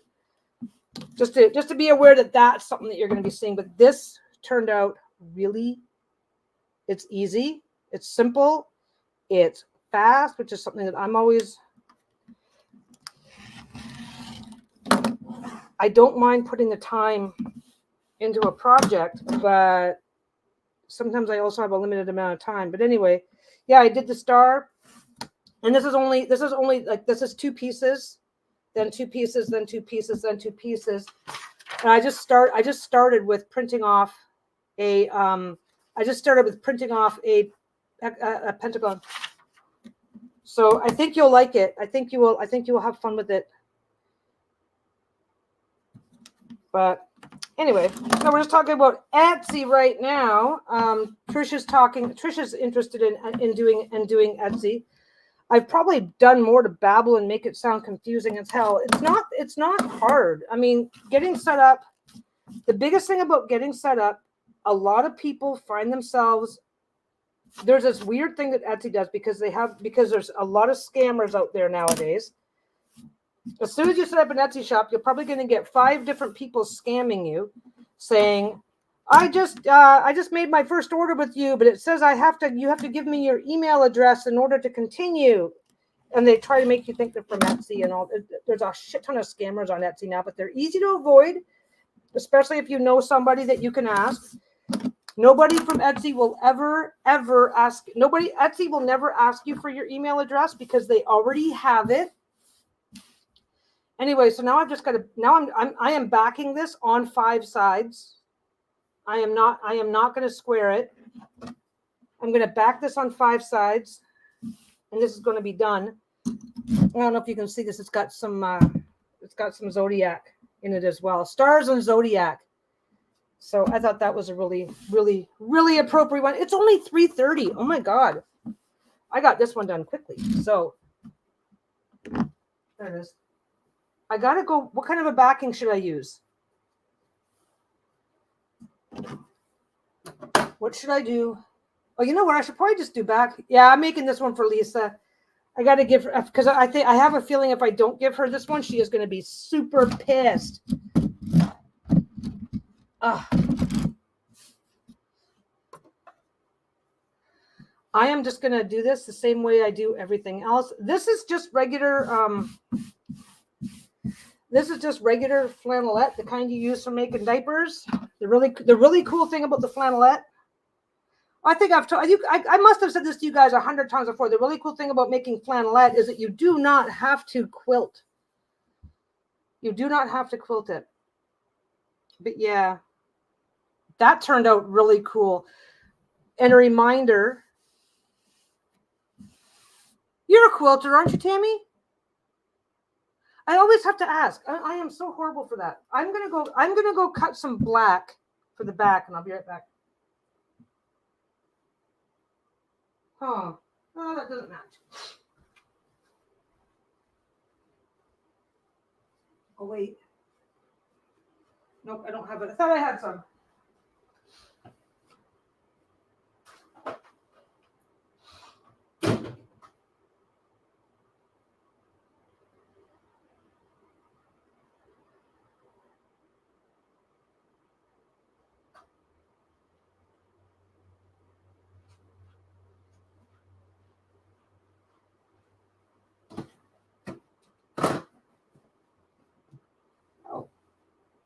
Oh, you're the wrong size. That's why.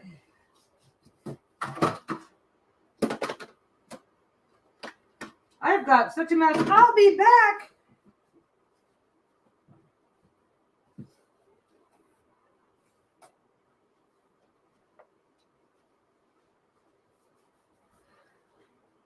I gotta double check my size here. Oh, that's big. That's like 21.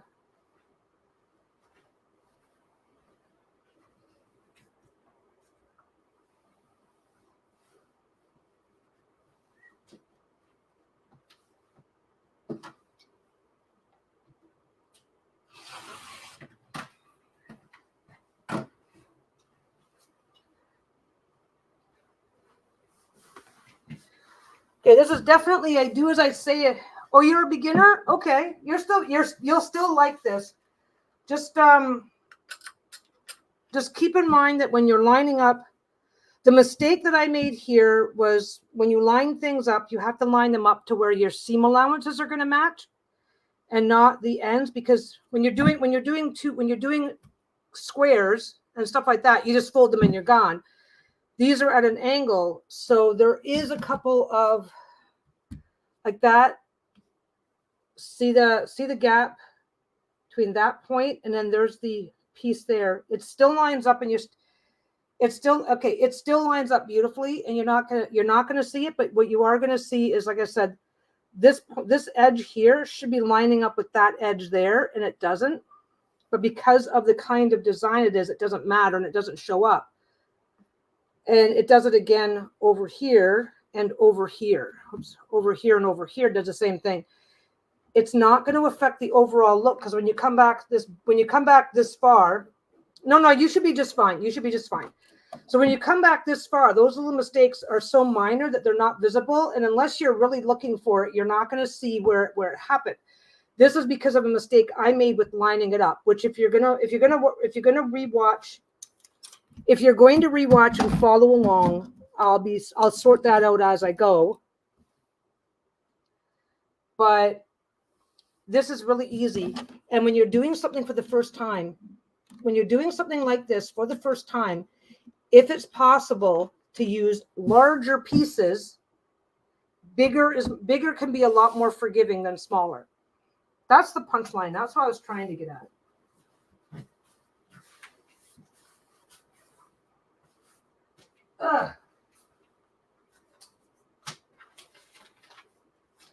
Because I have been killing myself for a 5-pointed star design forever. Every single one I've tried so far has not gone well.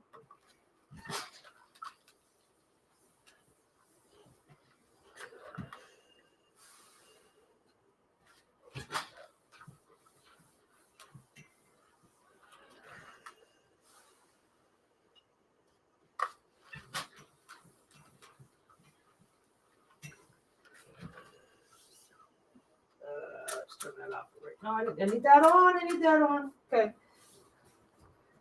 There we go. Get that over there for now. Yeah, it's this was very forgiving of mistakes. Very, very, very forgiving of mistakes. It was a little puckered in the center because when things are not quite lined up, the center can end up puckering a bit. But I just went back and gave it an extra shot of steam, and it flattened it all right out. Up there, okay. So I'm not even sure. I don't think I'm gonna bother quilting this at all, because I already know exactly how it's gonna. If it's staying in the house. Yeah, I'm gonna do another one. I'm probably gonna do another one over the weekend. And if I can do this, if I can do it and eliminate the mistakes, or make the mistakes so consistent that they become part of the design, the right kind of mistake. If you do it consistently, I already said it like 40 times earlier. If you do the right kind of mistake in the right kind of way, then it's no longer a mistake, it's a feature. So that's fine. By the way, when you buy flannel, and I don't know if it's just locally or not, but every now and again, you're going to find these kind of marks on your fabric. Don't let that freak you out. That is just something that was done by the manufacturer as they were creating, as they were doing the weaving or the whatever. It is kind of normal to find those kind of marks on your fabrics once in a while. If you're at the store and you see that mark and you don't want to deal with it, just say, hey, I don't want that mark on my fabric, so can you please cut me a new piece? And usually the good ones will do it. Okay. I am just backing this in the same black that's on the front here.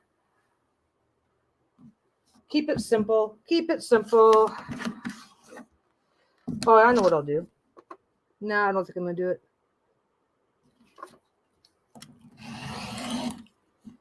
I have not measured yet, so we shall see. Okay, put that over here carefully. Put that over here carefully.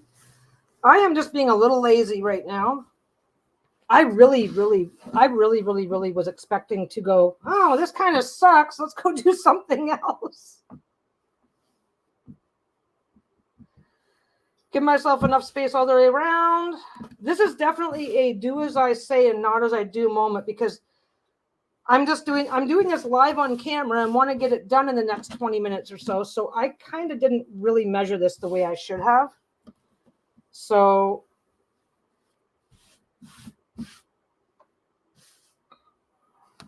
okay. I didn't do this. I'm just doing a rough cut down here. I've got my ruler up. So that if I get distracted or go off course, I will not go too far.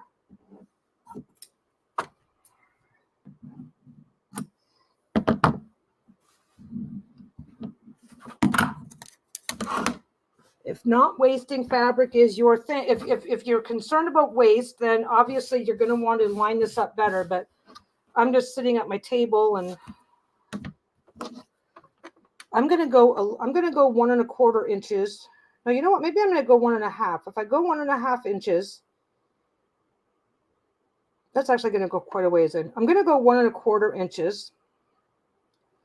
I just want a little bit extra. I want a little extra space to work with.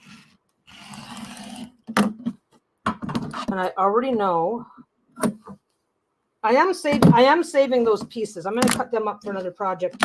I may even, if I decide I want to do a black star, there should be way more than enough fabric left over out of that pile. I have some plans that I'm going to need lots and lots of weirdly shaped pieces for. So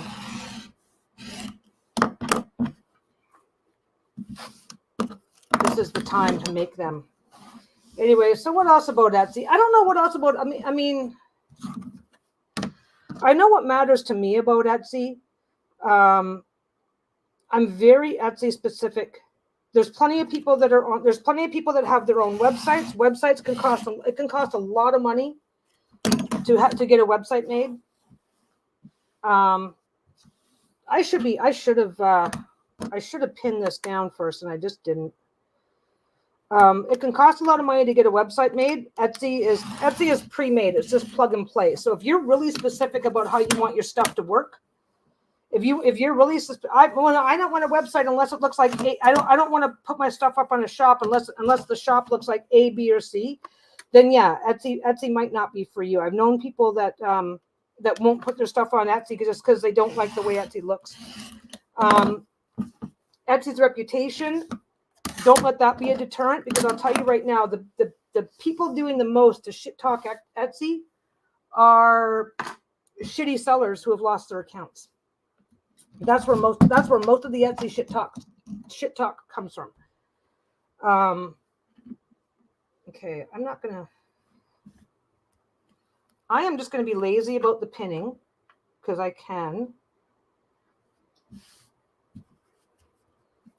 But yeah, it's confidence. One thing that I've always found, I call it under promise and over deliver. I always make sure, even though I don't have a lot of photos up, they are really, really high definition photos. So if there's a flaw, it's really easy to see it. If there's a problem, it's really easy to see it.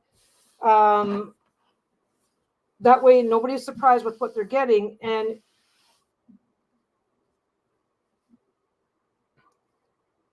But like, if something's, I don't know how to describe it. I don't take shitty pictures, but I also don't kill myself.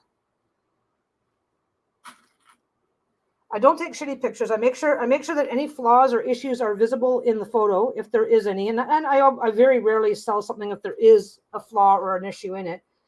And but like, if my colors are like this here, this fabric is a little bit metallic, right? That won't show up on a picture. not properly anyway. So if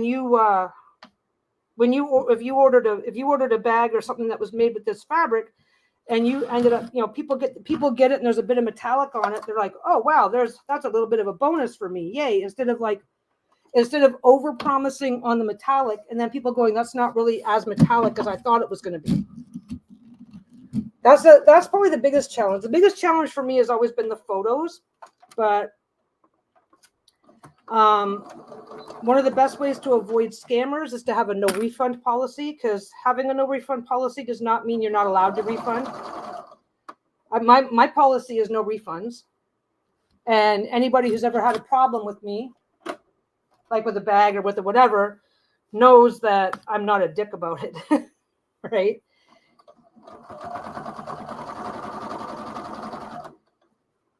But no, I don't know. I mean, that's the hard thing. You know what? It's like a doctor in their bedside manner. They are so used to, okay, I'm not comparing myself to a doctor, but it's like anybody who does something and then they go, oh yeah, blah, blah, blah, blah, blah, because it doesn't occur to them that you might not know that it might not matter, that it no longer, okay, shipping no longer matters to me. I've got my shipping set up in a way that I like it. Now, and I've got to, I just ship straight through Canada Post. I've never had a problem. I've never had a problem that I need to be concerned about. So now shipping is like, oh yeah, shipping here is expensive, but other than that, I don't worry, right? Whereas setting up your own shop for the very first time, you're going to go, oh my God, shipping. Oh my God, what am I going to do? And it's like, well, you're going to ship. You're going to roll that. You're going to figure out the cost. You're either going to charge shipping to your customers, or you're going to make sure that your product is priced high enough so that you can afford the shipping.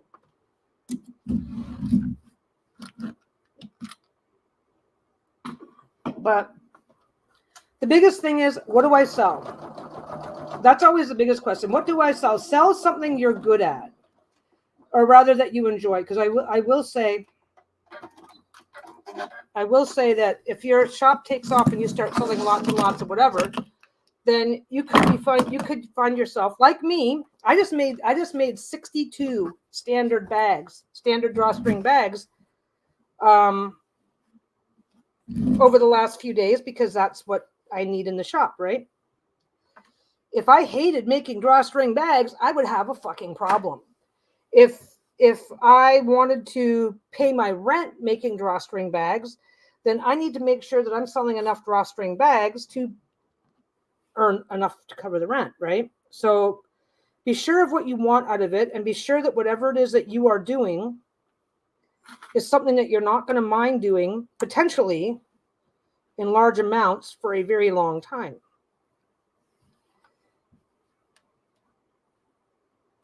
There we go.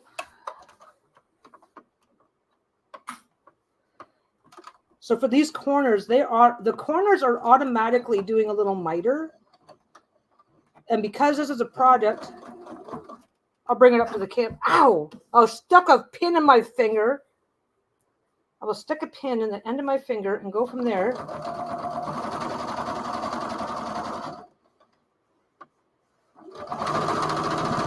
Don't worry, I'm not actually bleeding. Well, I'm giving it to the wife, so it's going to come with a little extra love if I am. So.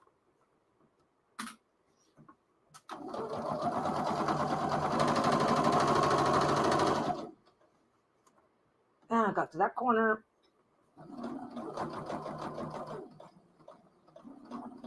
All the way to the end here.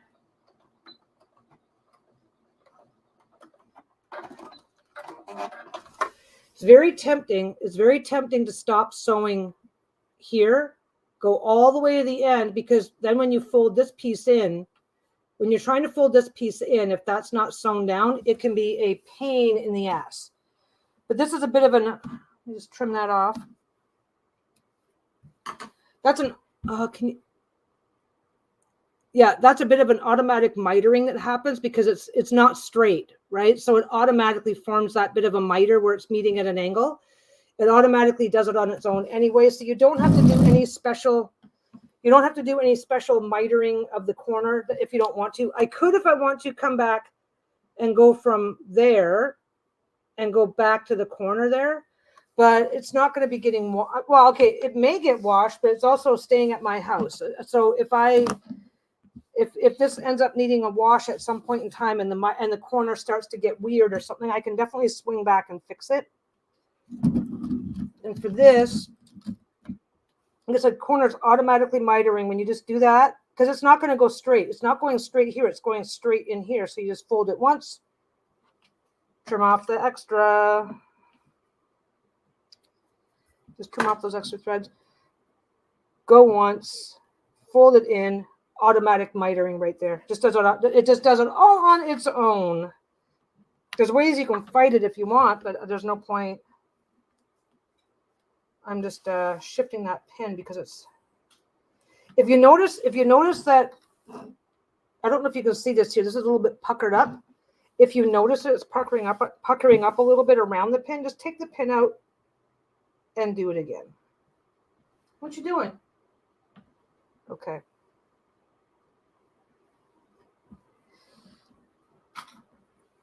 When I'm being careful, for whatever reason, I've decided to be careful. Sometimes I will do the center and then do the ends, but I've noticed that if I go this, it just gets awkward for me. But you do it whatever way makes the most sense for you. Come on, back over here.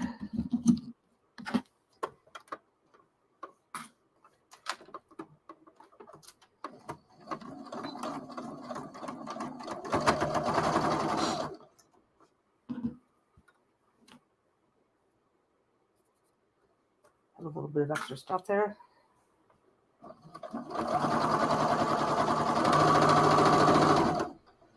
Obviously for this here, I'm trying to get about 1/8 of an inch from the inside to hold that down, but whatever works for you. And if you're really into the decorative stitching, this would be a nice spot to put some right on that area there.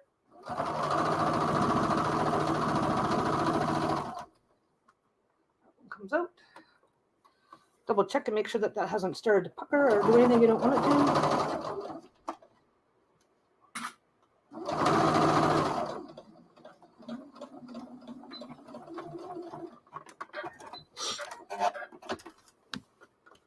By the way, I did not do any.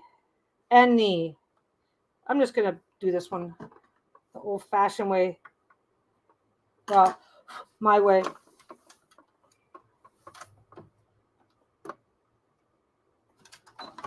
Backstitch a couple times so you can get a reinforced. Definitely backstitch over top of the over top of that. If you're not going to go all the way into the corner, then definitely get a little backstitch right over top of that corner as a reinforcing, so it's not, you don't have to worry about it popping. It shouldn't pop. I mean, you're going to need to backstitch. You're going to need to backstitch anyway, but if you can aim it for right where that meets that, it'll just be less likely to do anything you don't want it to do.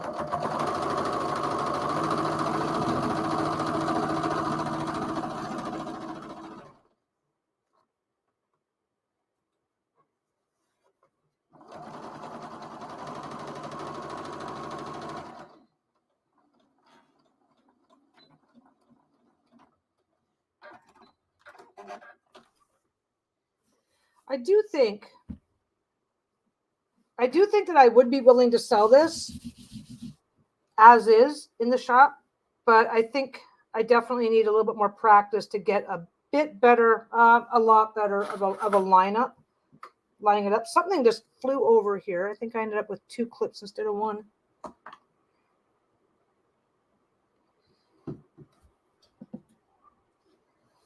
I don't know where it went.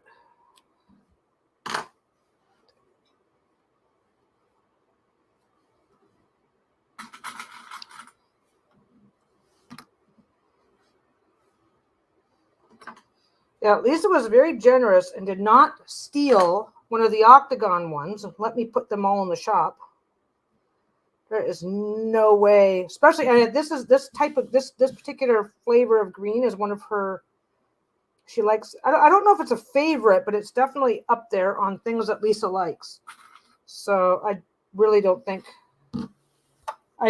not think I'm getting this away from her.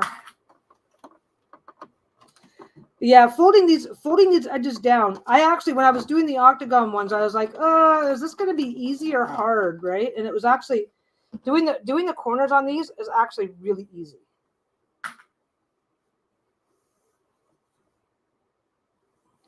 Now I am tugging a little bit.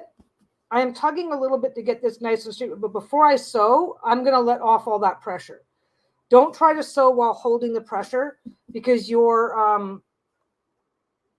if you're pulling hard enough to make the needle area move, you're pulling too hard. But if you try to pull and keep that pressure up while you're sewing, it's going to stretch, and then it's going to be out of place.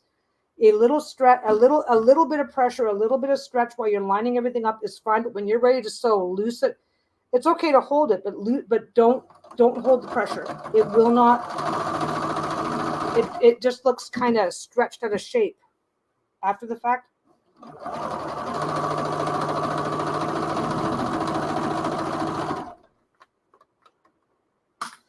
I am planning for the shop where I take just the centerpiece and loop around it. I'm definitely doing some of those. Which, if you saw the video, if you saw the hexagon video, I think that was last week. If you saw the hexagon video from last week, so yeah, just make sure your back stitch is going right up and over that corner, just to reinforce it and hold it down, and you're good to go.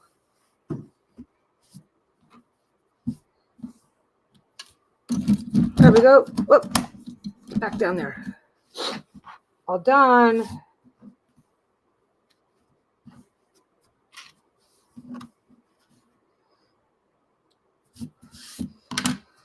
All done. I think my wife will love me. I think she will love me again. She loves me already.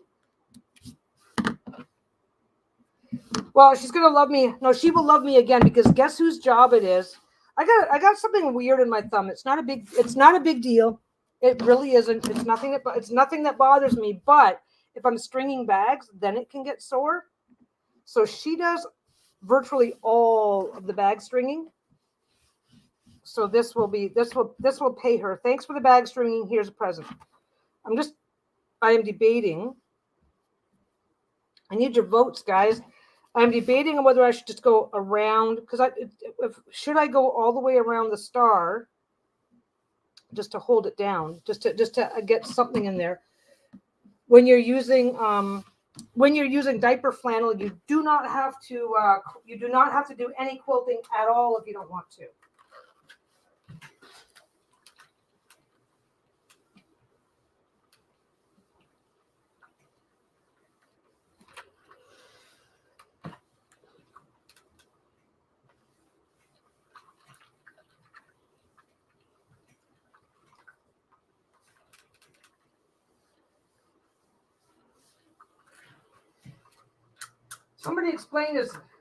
Somebody explained this beautifully. I was watching a bunch of videos trying to find a easier. There's all kinds of tutorials for getting a 5-pointed star. There's one tutorial for a 5-pointed star where the star splits and goes all the way into the center. There's all kinds of tutorials. This is the first one I've tried that's actually worked the way I want it to work. This is the best one I've done a few of them in the past and just couldn't keep them. So, but somebody explained in their tutorial that ironing your piece after it's done, because all the handling that you do while you're making it, all of the handling and moving and shifting and this and that, once you're done, a good iron will let that a good nice iron will let that all go back into place. It will let that stretched and mangled and whatever flatten it back out again. Yeah, I think I'm going to go all the way around. What I'm going to do, this is a trick that I like to do when possible. Okay, right here. Okay, we're gonna zoom in right here. Okay, because I'm using black thread, right? Okay, see that spot right there where there's like a, I'm not sure what symbol that is. These are all zodiac symbols, right? If you look along your edge, there's another one right there.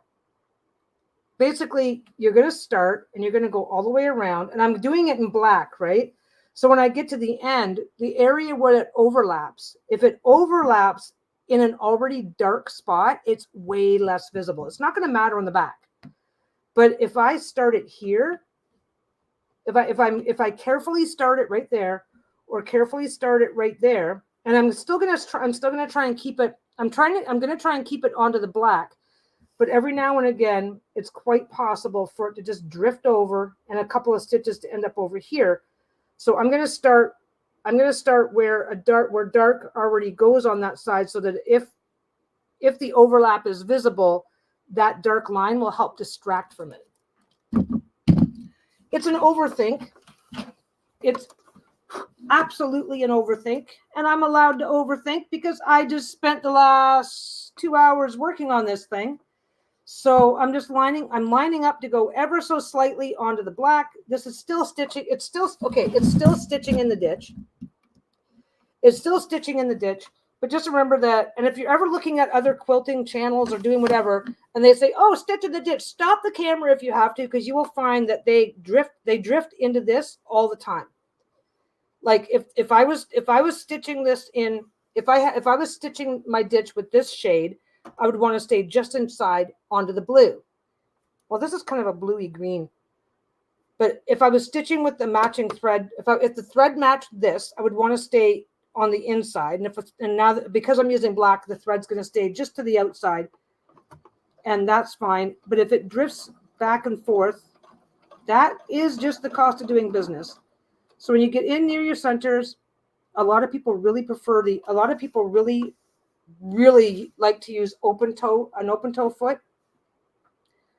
I like to bring my needle up, go ever so slightly over into position, and then just continue. Don't move. If you're gonna do that, if you're gonna lift your needle and move things to reposition, try not to move more than a millimeter. Like, these are teeny adjustments that you're talking about.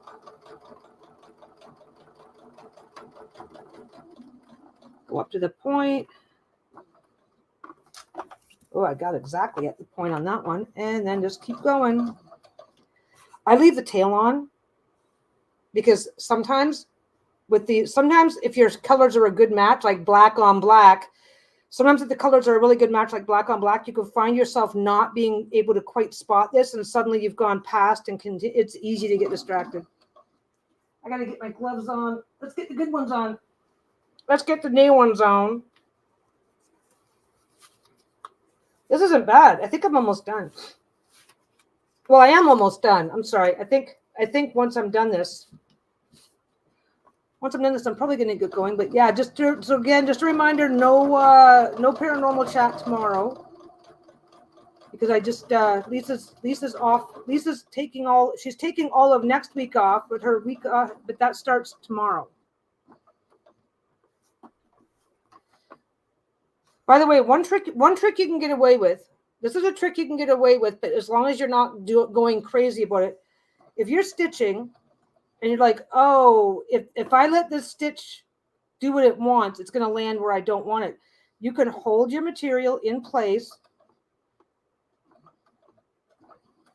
and get that stitch and ever so slightly adjust for it, but don't just and hang on and stitch for an hour in the same spot. That's not going to help you. But every now and again you can do that and get away with it. It won't hurt your machine as long as you're not like reefing on it.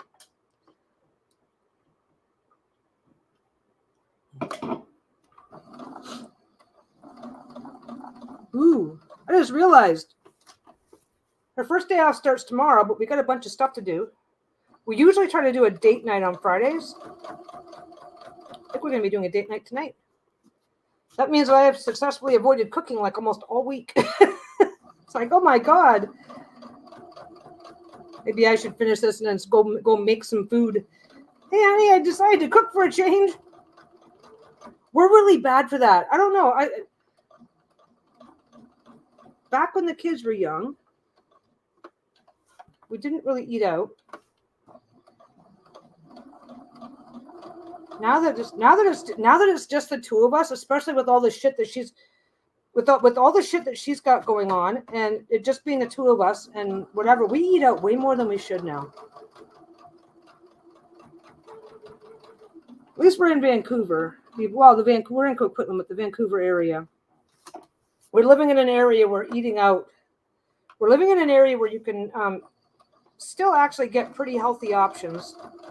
Not that we're actually opting for healthy, but hey.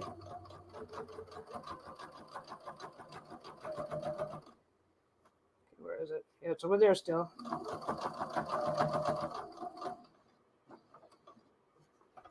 Oh, one more. There we go. I had the was goodness, and I was gonna make this way bigger.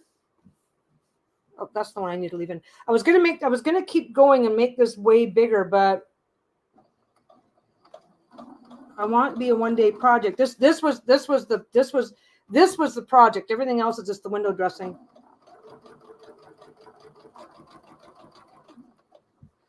I also found a design for taking the center section. I found a pattern for taking these and making like making a ball out of it. I might make one. I just don't know what I would do with it. Okay. That's a little, okay, up we go. Ever so slightly.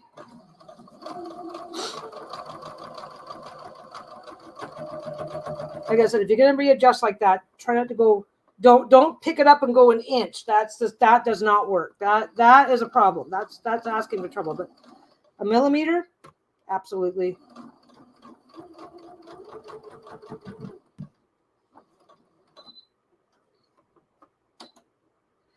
This is an electronic sewing machine. I've done this before. This is an electronic machine. So if I press, these are presets. If I press any of these buttons, I could suddenly find I leaned forward was what I did. That's what that little beep beep was. I leaned forward to look at something and hit a preset. And last thing I want is to go, oh, okay, and then suddenly start making a buttonhole. Yeah, it's hard to find good patterns. I usually end up, I made my own. I made my own today. It was actually pretty easy.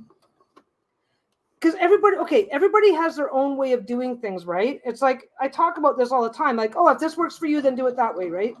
I found a pattern for making a 5-point star like this that was so convoluted. It's like, no, it literally involved cutting this out. They were a lot more stumpy, which was fine. But then it involved taking this and cutting it into like 3 different pieces, doing this specific thing. It's like, I need this to be simple. I need this to be now this is simple. This was simple. This was really simple, but this is all basically you guys got to see the first time doing this design using this pattern. So, well, then again, I was pretty clear up front it was a FAFO project. For a FAFO project, this is turning out really well. Okay, so there's my end there to remind myself where I am so I don't lose track. Now I can trim it. Now I'm going to try and get that really close. Actually, you know what I'm going to do something else too.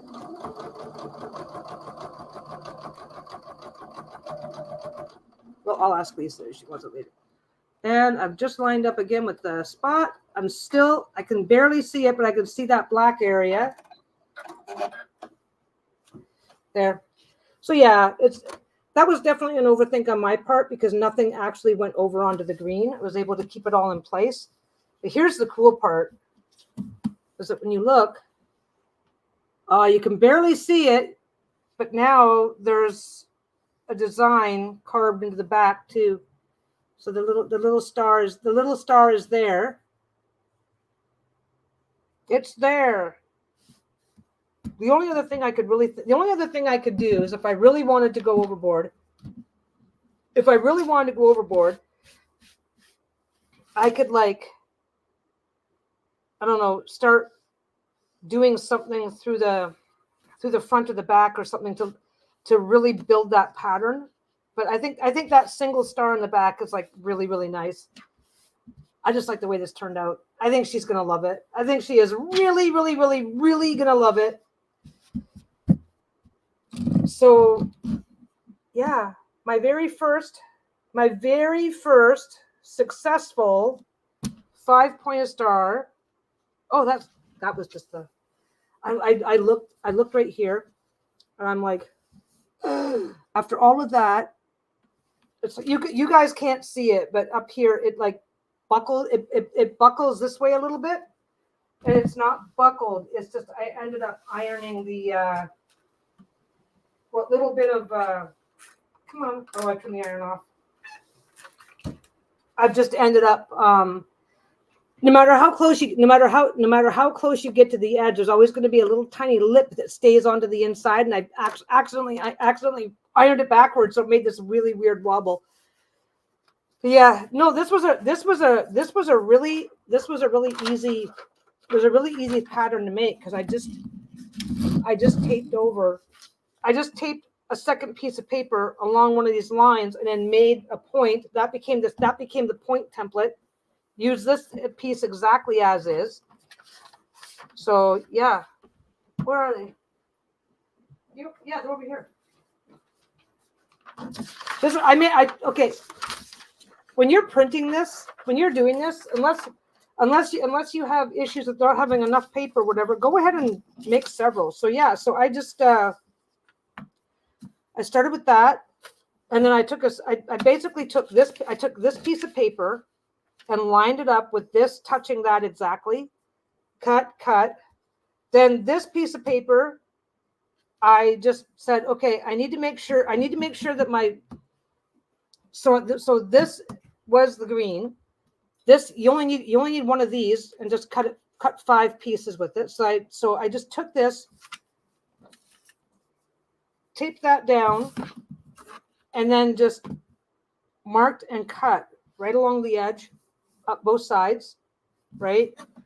Saved that piece of the paper and double checked to make sure that as long as I have a piece of fabric that's at least this big, I can connect it to that fabric and still get what I want. So it was actually a really easy pattern to make.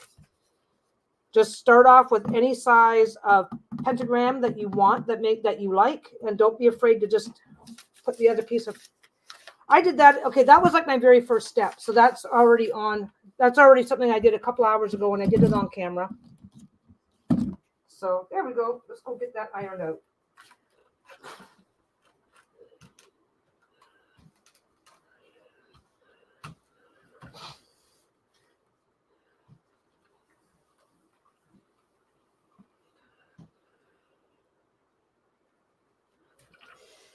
If you're concerned, by the way, if you're concerned with pressing in a seam, like if you're concerned that you might be pressing something in that you can't get back out later, just turn your iron down to like wool setting.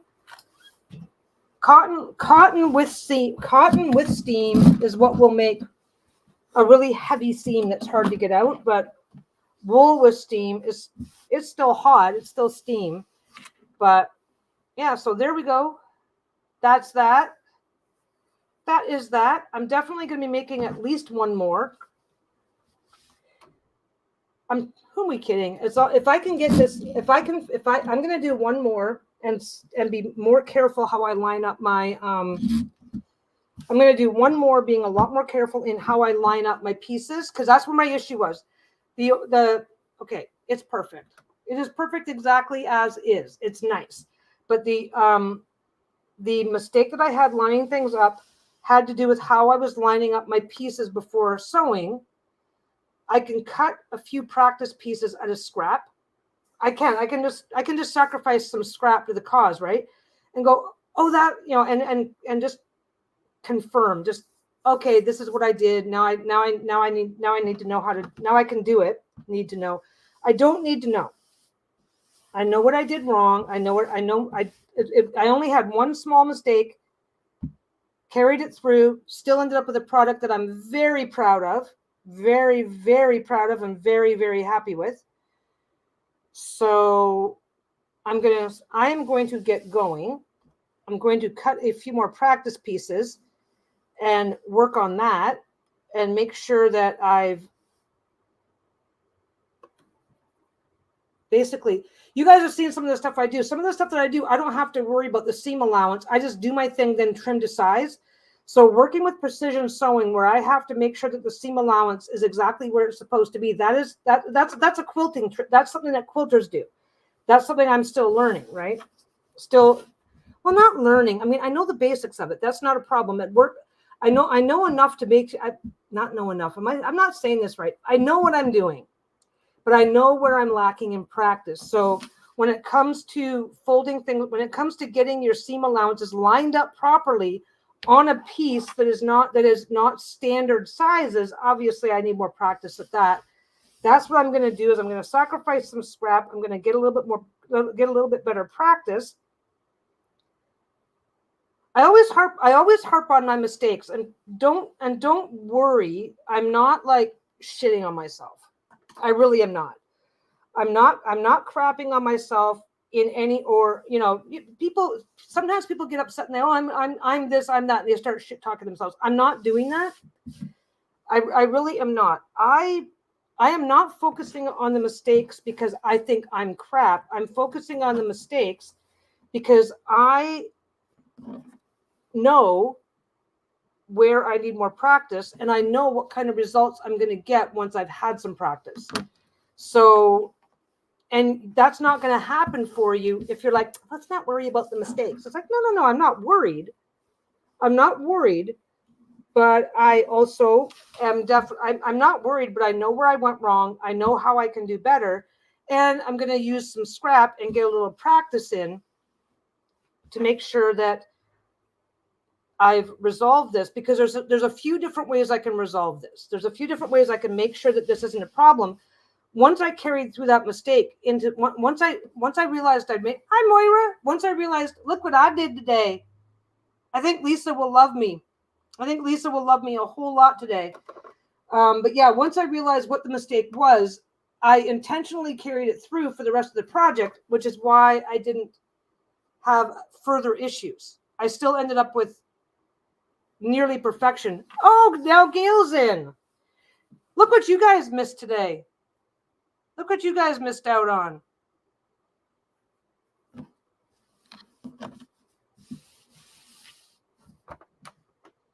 Yeah, she will love me no matter what, but I think she's gonna I think she's gonna love me. I think she's gonna love me a whole lot for this. I'm just really proud of it. I was just reminding everybody that I'm not crapping on myself. I made a mistake at the beginning. I made a mistake. Gail's, you're a quilter, aren't you, Gail? I made a mistake with lining up. I was lining up my fabric, but I wasn't lining up according to where the seam allowances were going to land.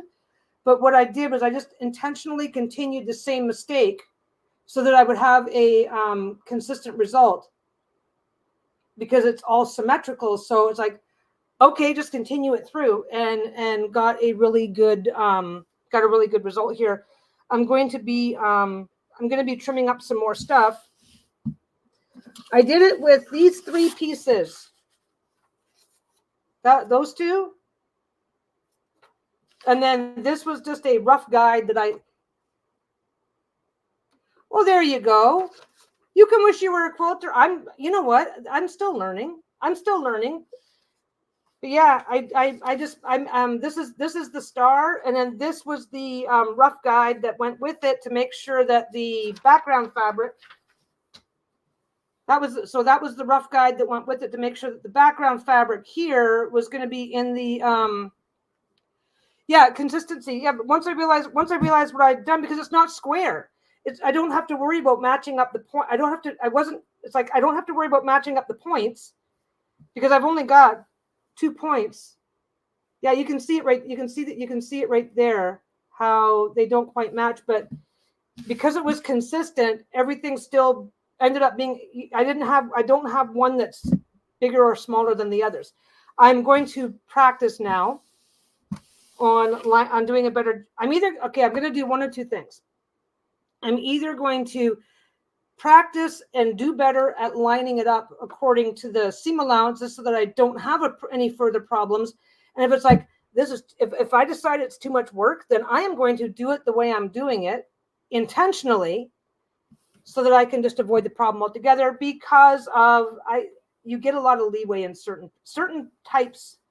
Certain shapes are more forgiving than others, and this was very forgiving. This was incredibly forgiving, and I'm very happy with it. So I'm probably going to do some for the shop. I'm definitely doing some for the shop. I just need to confirm. I'm just going to hold it up. Look at I made. Yeah. Yay, yay, yay. But yeah. Yep. This turned out really nice. I used diaper flannel, so I didn't have to quilt. So I just did one star on the inside. I just went around the star. I went around the outside of the star on the front. So I've got a single star in the back that's obviously lined up with the points of the thing. So anyway, you guys, I'm definitely doing more for the shop, but I am going to take, like I said, I'm going to take a little break and practice, because I can either intentionally do what I did and be fine, and I would be fine with that because it would still be consistent. I can either do it intentionally, or I can fix it. So we'll see what I can and can't do. But yeah, I'm happy. I'm very, very happy. So what are you guys doing that brings you guys in so late? Not that you owe me an explanation, but no, actually you do. Fuck that shit. No, wait. I always like to try and time myself.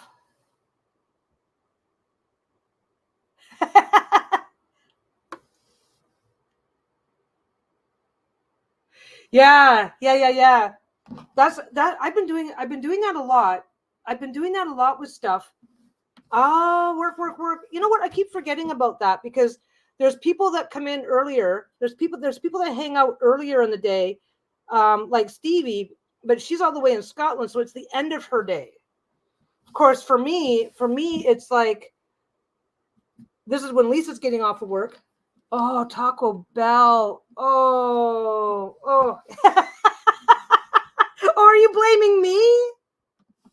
That was only one time. Oh.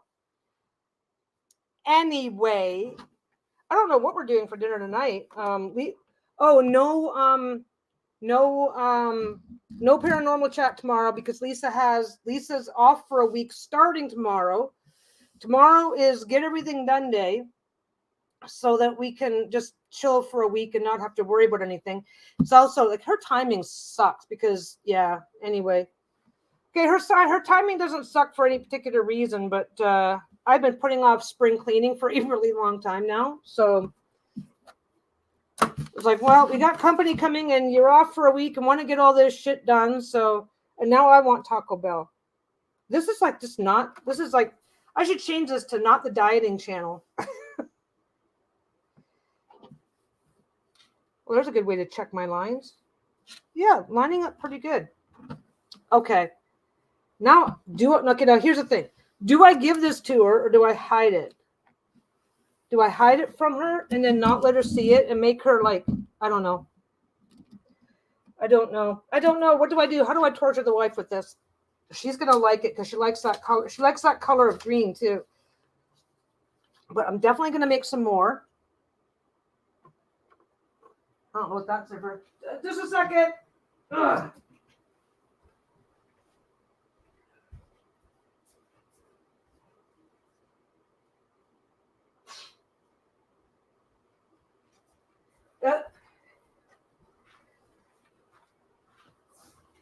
I just realized that Shayla has been laying. Where is she?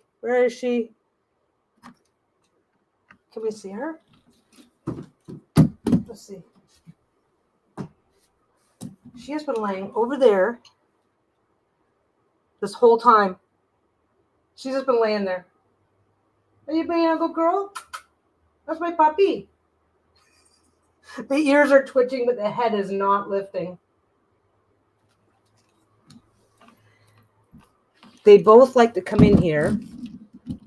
And find a spot and just chill while I'm working. Yeah, I've got lots of leftovers.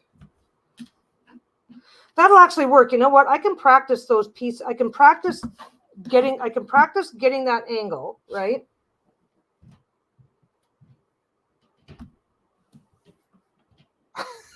Somebody's on the roof.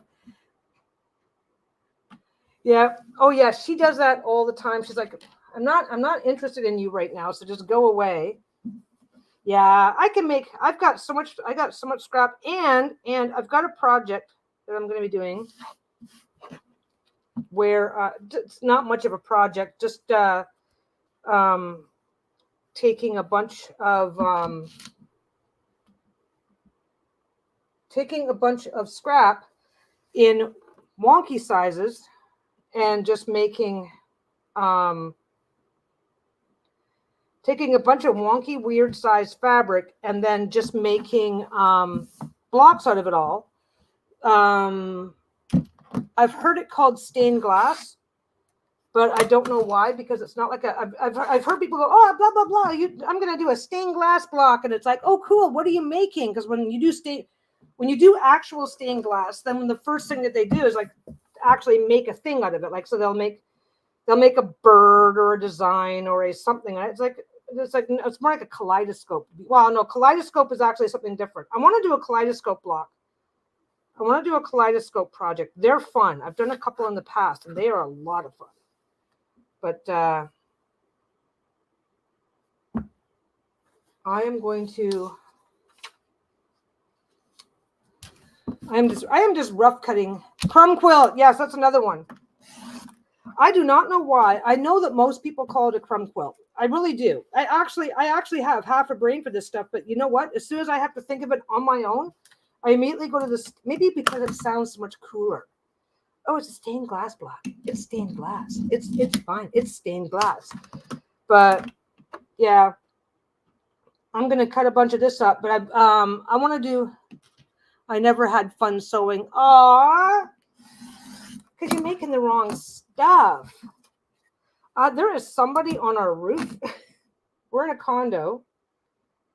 It's only 3 stories. This is only a 3-story building, which is kind of nice, actually. It's a nice, quiet little building. But there's somebody on the roof doing I don't know what. It's funny. I get this cutting mat out so I don't have to pick up everything, right? What's the first thing I do? Because I'm in such a habit of it, pick it all up.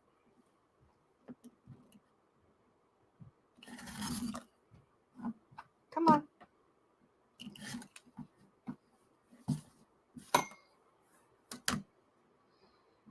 I actually do not like crossing over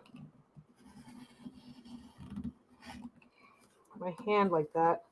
I don't like the crossover because it's like, nah, I wish it was, but my crows are turning into such dicks. They are turning into little assholes. You know what the crow did this morning? By the way, for anybody who was paying attention, on Lisa's live, what was it, last week? Week before? She noticed that one of the crows was limping. He's all better. He's all better. His feathers still look, or no, her. There's Norma. Her feathers, she's got a couple of feathers that still look rough because those take time to grow back in. But the limping is gone. Limping is gone. She's fine. Those little buggers are turning into such choosing little beggars. They are turning into such horrible little terrors. I put out their food, right? And the dogs were out on the balcony, like just looking around, going, "Hey, how you doing?" We're just looking around because they live here and want to be out on their own damn balcony. So the crow goes and sits in the trees. Caw, caw, get rid of your fucking dogs. Caw. It's like, you jerk, just ignore them. They can't get you. But anyway, I'm going to have to get going. Because I have things to do. I don't have a lot to do, but I should tidy up this because actually I still have to decide what I'm doing with that date. Am I hiding this and torturing her, or am I just going to be nice and give it to her when she gets home? I don't know. I'm not sure which one I should do. Well, that would work. Oh my God, that would work. Okay, if I am a little bit less allergic to waste, I could literally take this and just, I do this already where I take a piece and I could literally just put it on like that, right? Sew it down on the seam allowance. and then just cut it to shape.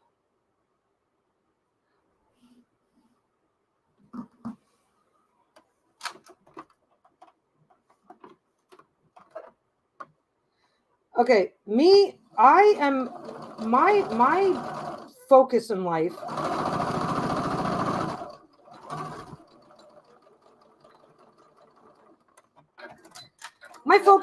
is making myself work less hard.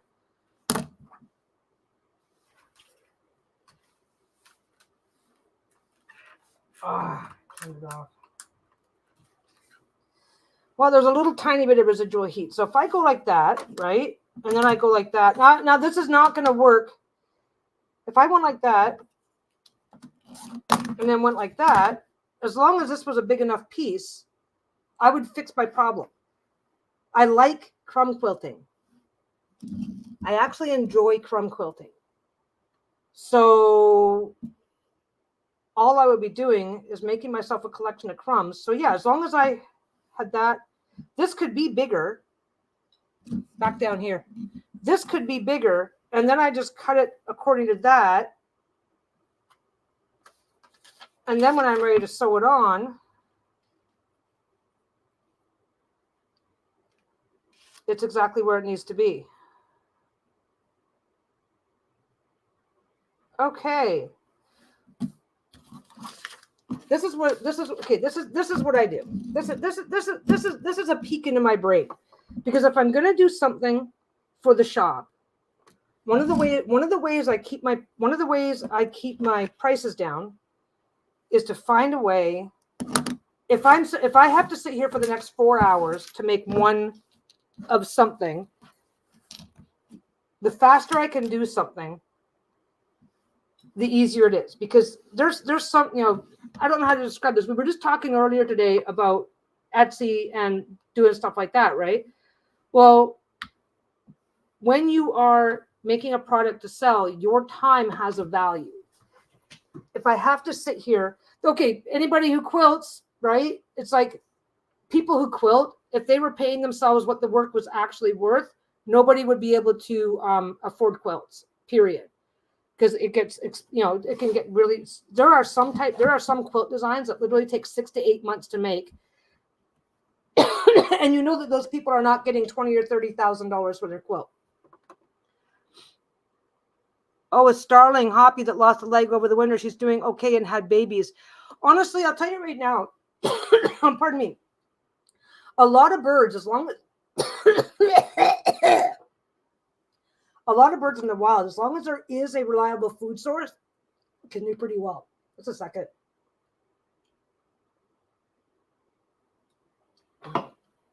I have no idea what I did. So the thing is that I like doing stuff like this. Now, it only took me a couple hours to do that, right?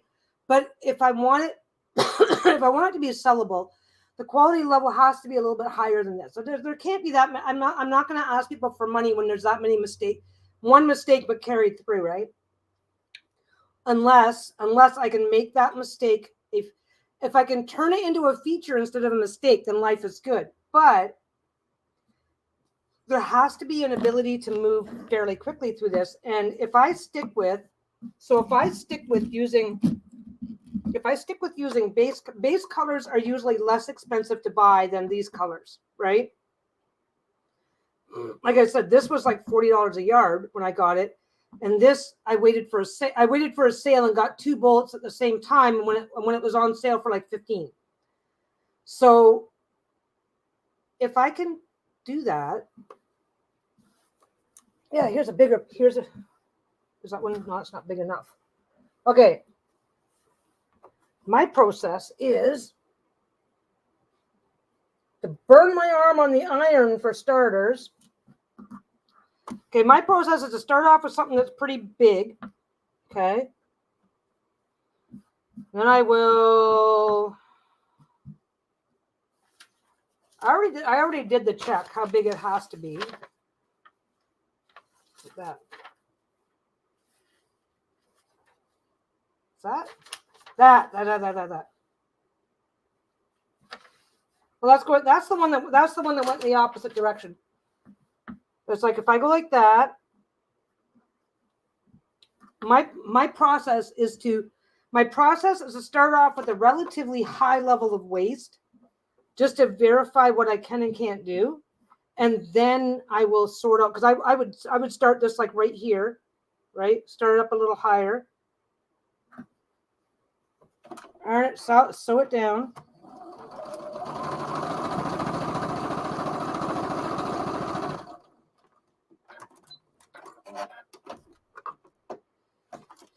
Yeah, being a reliable food source for especially an animal that's got issues, they can live for a really long time, and they can be very, very healthy and happy because, well, just like in regular society. So I do that, and then I line it. So I just do that, right?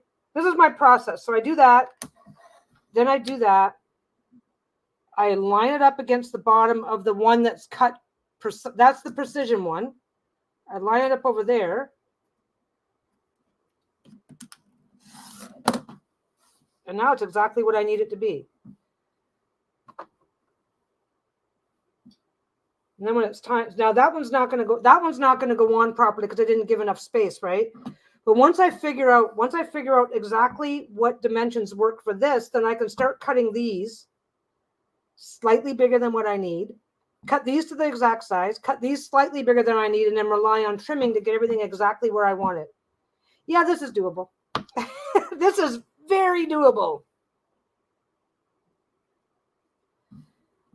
This is very doable. And what I'm going to do now is I'm going to like slice these up.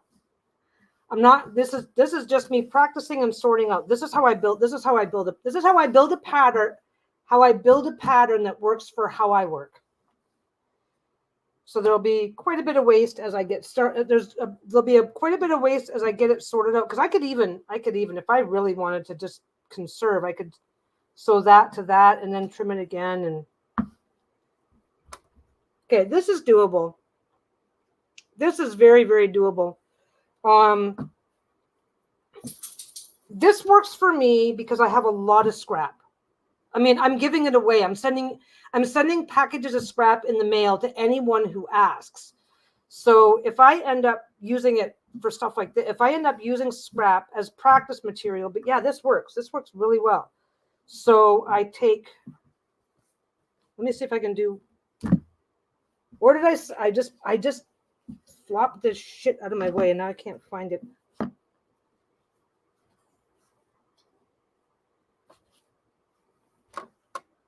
I moved stuff and now it's all gone. Oh wait, I think I have one more over here. Okay.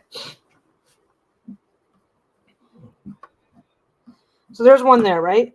So what I would do, what I am going to do, this is what I'm going to do right now. So I know that my first step is I have to sew that to that, right? I have to sew that piece to that piece. That piece has to be a minimum. This is where the next star, okay, the next star, if I put that line right there to there, the next star is going to cross over this piece of fabric here.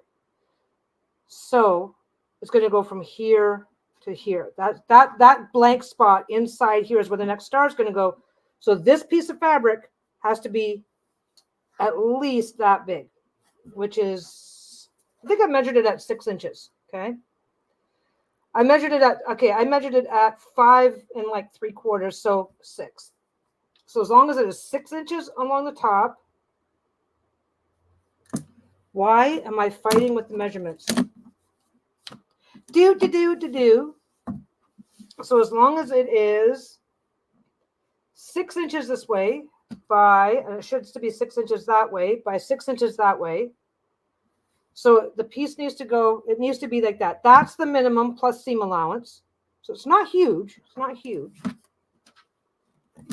Then I throw shit on the ground. Ugh. Okay.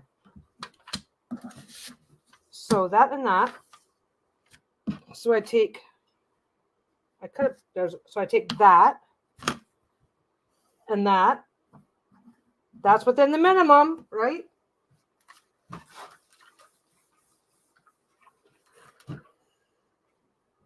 That is within the, that is 100% within the minimum. Give it a straight edge. Doesn't matter where the straight edge is. Does not matter where the straight edge is, right? Now I know it does not matter where the straight edge is. I know that I have to give space for this and I have to give space for this. This is going to be at an angle. So I have to shift the whole works like that. See that? I'm looking at it like this, but on the fabric, it has to be like that. And that's where it's going to come out right there. So shifting the whole thing up. So that's where it has to be. Okay. Ish. Ah. I literally just had it. Where'd I put it this time? Ah. I literally had a green one so I could actually see what I was doing. But where did I put it? Okay, we're going to sew this one on. We're going to sew this one on this way so that when I fold it this way, we'll be able to see. Because I literally just got distracted for a split second because, oh, there, no, that's not it. That's not it. Oh, come on. This is what I end up doing. I get excited. I get excited and I'm like a little kid. It's like, oh my God, what am I doing? This is, oh, there it is. Found it. Okay. So I already did the math. So I need to look at it like this. I need to look at it like this with my 6-inch going that way because that's going to go on like that, right? So then when I turn it like that, it goes like that. Here's how this is going to go. So I'm going to take that over to the machine and sew it down.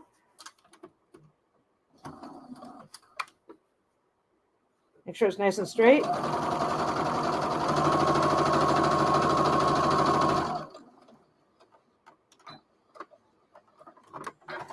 Okay. Doop. Over here.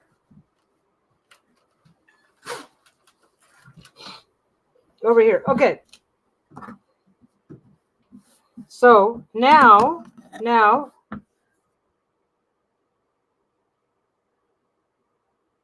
Oh, thanks, Moira. Okay. So now that has to be 6 inches, and it's 6 inches from there to there is 6 inches. So I kept the angle right? So now I'm going to go like this. I am lining up against the bottom of this here. So take your time.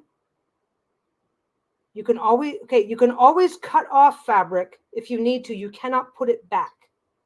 Take your time. Done. That's like that. That's done. Okay. Because the next one is going to go. No, like that. That's going to be the next one.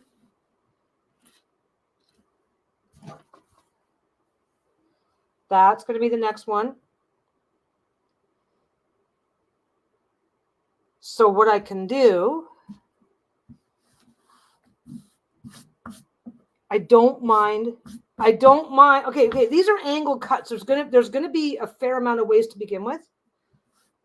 So that is exactly what I need it to be. And this is the top, and this is the outer edge, right? So this piece is going to be going on like that. This is going to get put into shape. Yeah, this is going on like that when it's ready to go on. That's going on like that, right? Which means that this is only going to go a couple of inches past. Okay, so this is going to go. Let me see if the other one's a little bit bigger. This kind of. Oh, that's going in the wrong direction. Did I put it on the wrong side? No, I didn't. What am I doing? There we go. Okay, so that's going to go there, right? Which means, let's bring this in, which means that this is going to go It's not necessarily going to go completely straight, which is fine because there's going to be a bunch of waste anyway.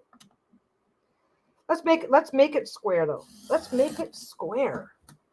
Let us make this ish square. So now, if I have this piece and this piece, we're good to go, right? Now, I'm getting excited and making my nose run. I don't know why. Okay. I should have used a basting stitch, like 3.5. I should have used a basting stitch because if I take this apart, if I take this apart, oh, I don't have to take that apart. I don't have to take it apart. What am I doing? I don't have to take it apart. I'm not going to take it apart. Let's get that back there. There we go. This thing, by the way, super awesome. Okay. Iron that down. So, look what I got. I have a template, guys. This is a template now. This is now a template. Okay, so my triangles are going to sew on here and here. My squares, as long as they are that big, are big enough, right? Like, look, okay, it folds out like that. It folds out like that. I don't need to care about this piece here. So that's the edge of the cloth.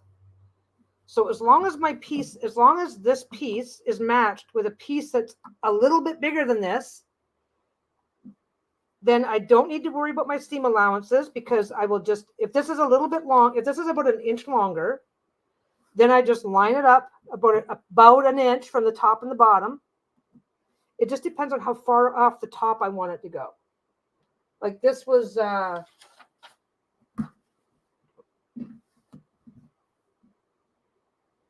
no, that's, see, look at that. It fits. It lays right over top.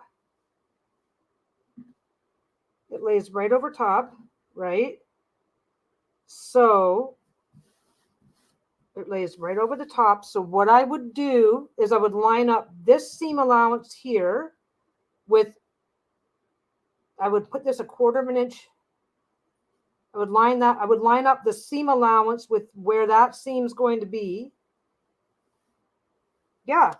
Okay, so the next one should be the next one should be a lot more precise. And this is all I got to do. It's like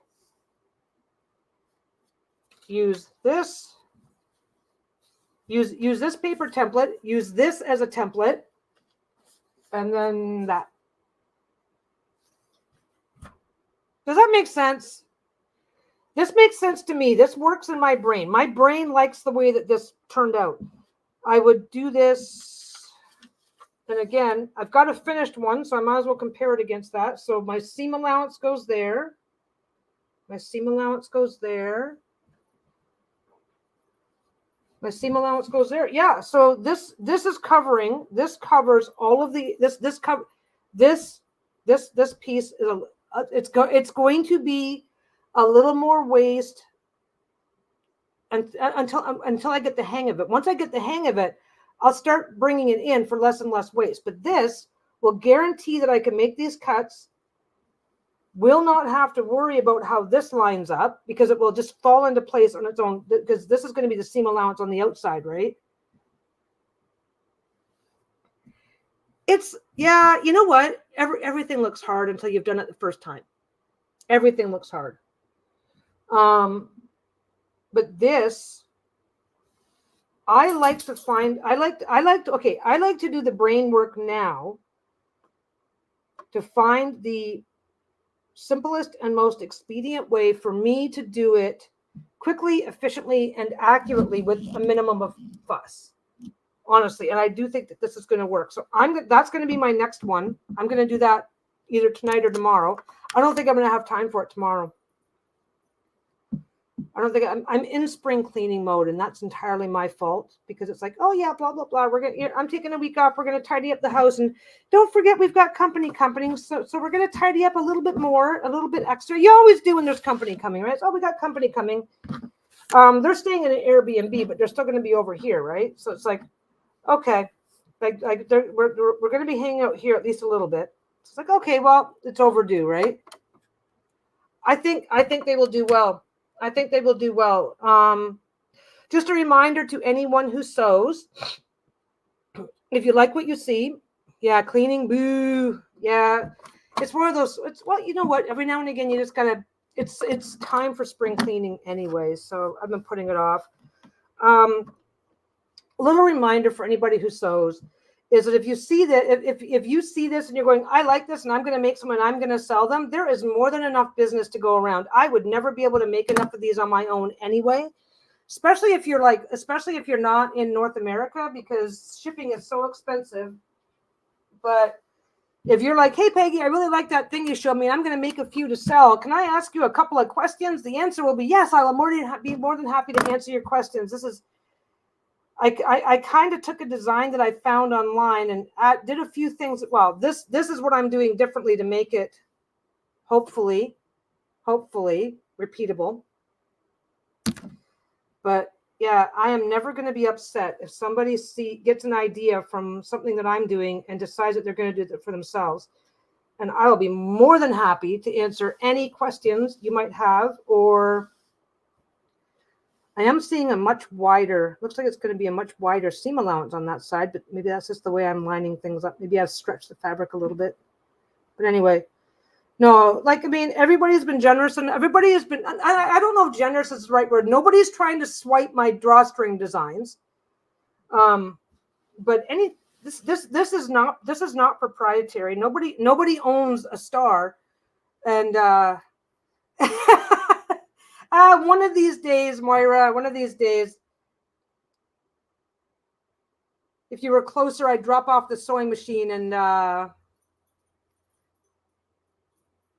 I'm such a see, the thing is that this is why I focus on, this is why as soon as I make something, the first thing I do is there a way, if this does what I hope it's going to do, it might cut my sewing time on this in half, right? I don't think it will, but it will definitely make it much more accurate. And I will say, depending on if it looks good and people like it, they will pay for it. Which, by the way, if you guys ever spot something in the shop and it's like, I'm poor this week, I'd be happy to. Lisa's already got a standing discount in her membership. I should have a standing discount for anybody who's brave enough to stick around with me for 2.5 fucking hours every week. But maybe I should do that. Maybe I should set up a discount for you guys. I don't know who does what, but if this works, I can cut that and that, and it went together really. I did this in 2 hours, but it was the first time I'd ever done one using this design. So we will see. The thing I don't like about the other designs that I've found is it's like, oh, cut this piece in this direction, then add, everything's a different size, and it's really fucking weird and it's hard to follow. But this was simple. This was really simple. But anyway. Yeah. Yeah, like I said, I am not crapping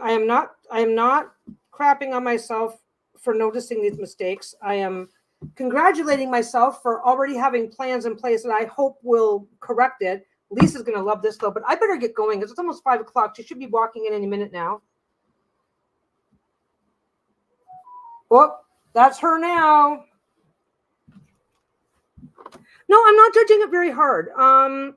I'm not judging my work really, really hard. The thing is that if I want to start, I don't know how to describe this, because if I was doing this for Lisa, I'd be like, oh my God, this is great. I love it. I'm happy. This is perfect. It would be fine. It would be absolutely perfect. If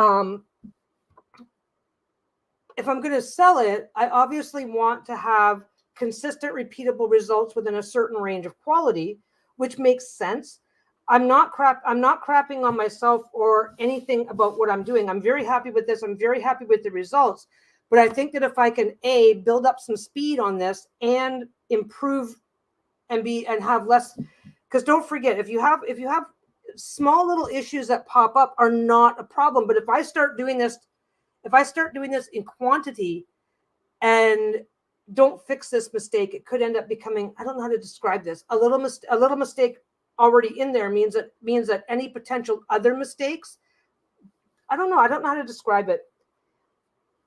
I do not know how to describe it, but no, I am not. I am very happy with myself. I'm very happy with what I'm doing here. Everything is fine. Everything is lovely. But I'm always going to be trying to improve. There's absolutely nothing wrong with that. I think part of it too is like, I'm all about this whole accountability thing. I don't want to say this is perfect, do it and you'll get a perfect result, because if for people that are new or beginners or whatever, they're going to do this, have the same somebody doing exactly what I did is going to have the exact same mistakes, and they're going to think that they're a terrible sewer who can't do anything right. And I definitely don't want to do that either. I don't want to accidentally or otherwise be the person that makes somebody else think that they can't do anything. I don't know. I'm saying it wrong. Oh, thank you, Tammy. I don't think I can. I think she's got a bunch of stuff. I still chuckle every now and again, thinking of that time your mic cut out and we were still here 10 minutes later waiting for you to pay attention to us. We love you. I love you guys too. Yeah, no, I just don't. I like to improve. I like to get better. No, I'm really happy with this. I mean, like I said, looking this over, I would sell this. I would sell this as is. I don't think there's anything significant going on that I need to worry about.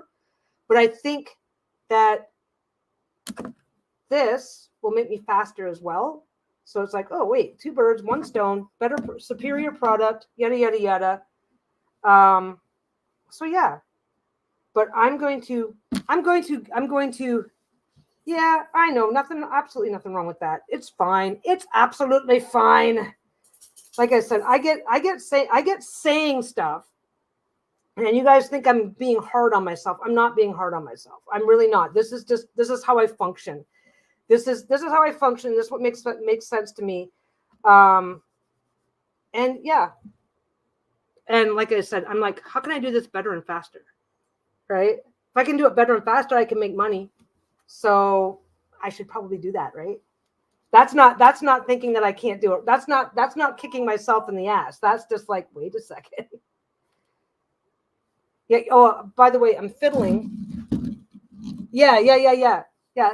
I'm not kicking myself. By the way, what I'm doing is I'm doing this because I'm just double checking. Fold that up and see where it lands on these lines, and it's like, it's fine. These lines are lining up the way I want them to. So that one's a little off, but it's not affecting anything. So yeah, nope, this is fine. Yeah. Money, get them dollars. But like I said, if anybody decides that they want to do this for themselves, because this is easy, you know what? The just doing this where you start with a piece and then go around and around like I did with the hexagon one, those are quick and easy too. Well, they're not necessarily quick, depending on how fast you sew, but they're easy, super easy. Anyway, I need to get going. I'm apologizing for apologizing. Did you guys notice that? It's like, okay. I need to go. I'm pretty sure that was the wife texting stuff at me because she probably wants to go grab a coffee or something before we get our weekend going. So I'm going to get going. I'm going to go give this to her. Well, I'm going to go hide it and see if she finds it later. And in the meantime, I will talk to you guys later. Again, no paranormal this week because tomorrow is the first day of Lisa's vacation. Yeah, I'm sorry that I'm sorry. I'm so fucking Canadian. You can tell. This is what Canadians do. Oh my God. We will apologize. We can say I'm sorry, and you know you're being told to fuck off. Like, I'm not kidding. It's like, oh, I'm sorry. See? Yeah. I don't know if I'm gonna sew or not. They are planning. There's a bookstore here called Banyan Books. It's mystical, witchy. It's a huge store. All like metaphysical and all kinds of stuff like that. They're going there for the afternoon and then going out to tea. I'm gonna get at least one afternoon to myself. So we'll see how that goes. But anyway, in the meantime, I am going to go see what she wants because she's probably getting ready to yell at me to get going. And you guys have a good week, rest of your week, good weekend. And I will actually, if she is out for the afternoon, I might come back with some more sewing or something next week, but I'm not. Yeah, all the Canadian excuse me is absolutely. This is just me being a Canadian. It's no big deal. Anyway, I'm going to get going. I don't know if I'm coming on next week or not, because I know there's a couple of days when Dawn and Lisa are, there's at least one day when Dawn and Lisa are going to be busy anyway. So it might give me something to do. But anyway. Yeah. Well, maybe I'll see if I can film her. Maybe I'll get my camera out. Yeah. Anyway, I'm going to get going. You guys have a great day, great weekend. If I see you next week, if I don't, I'll see you soon. Goodbye.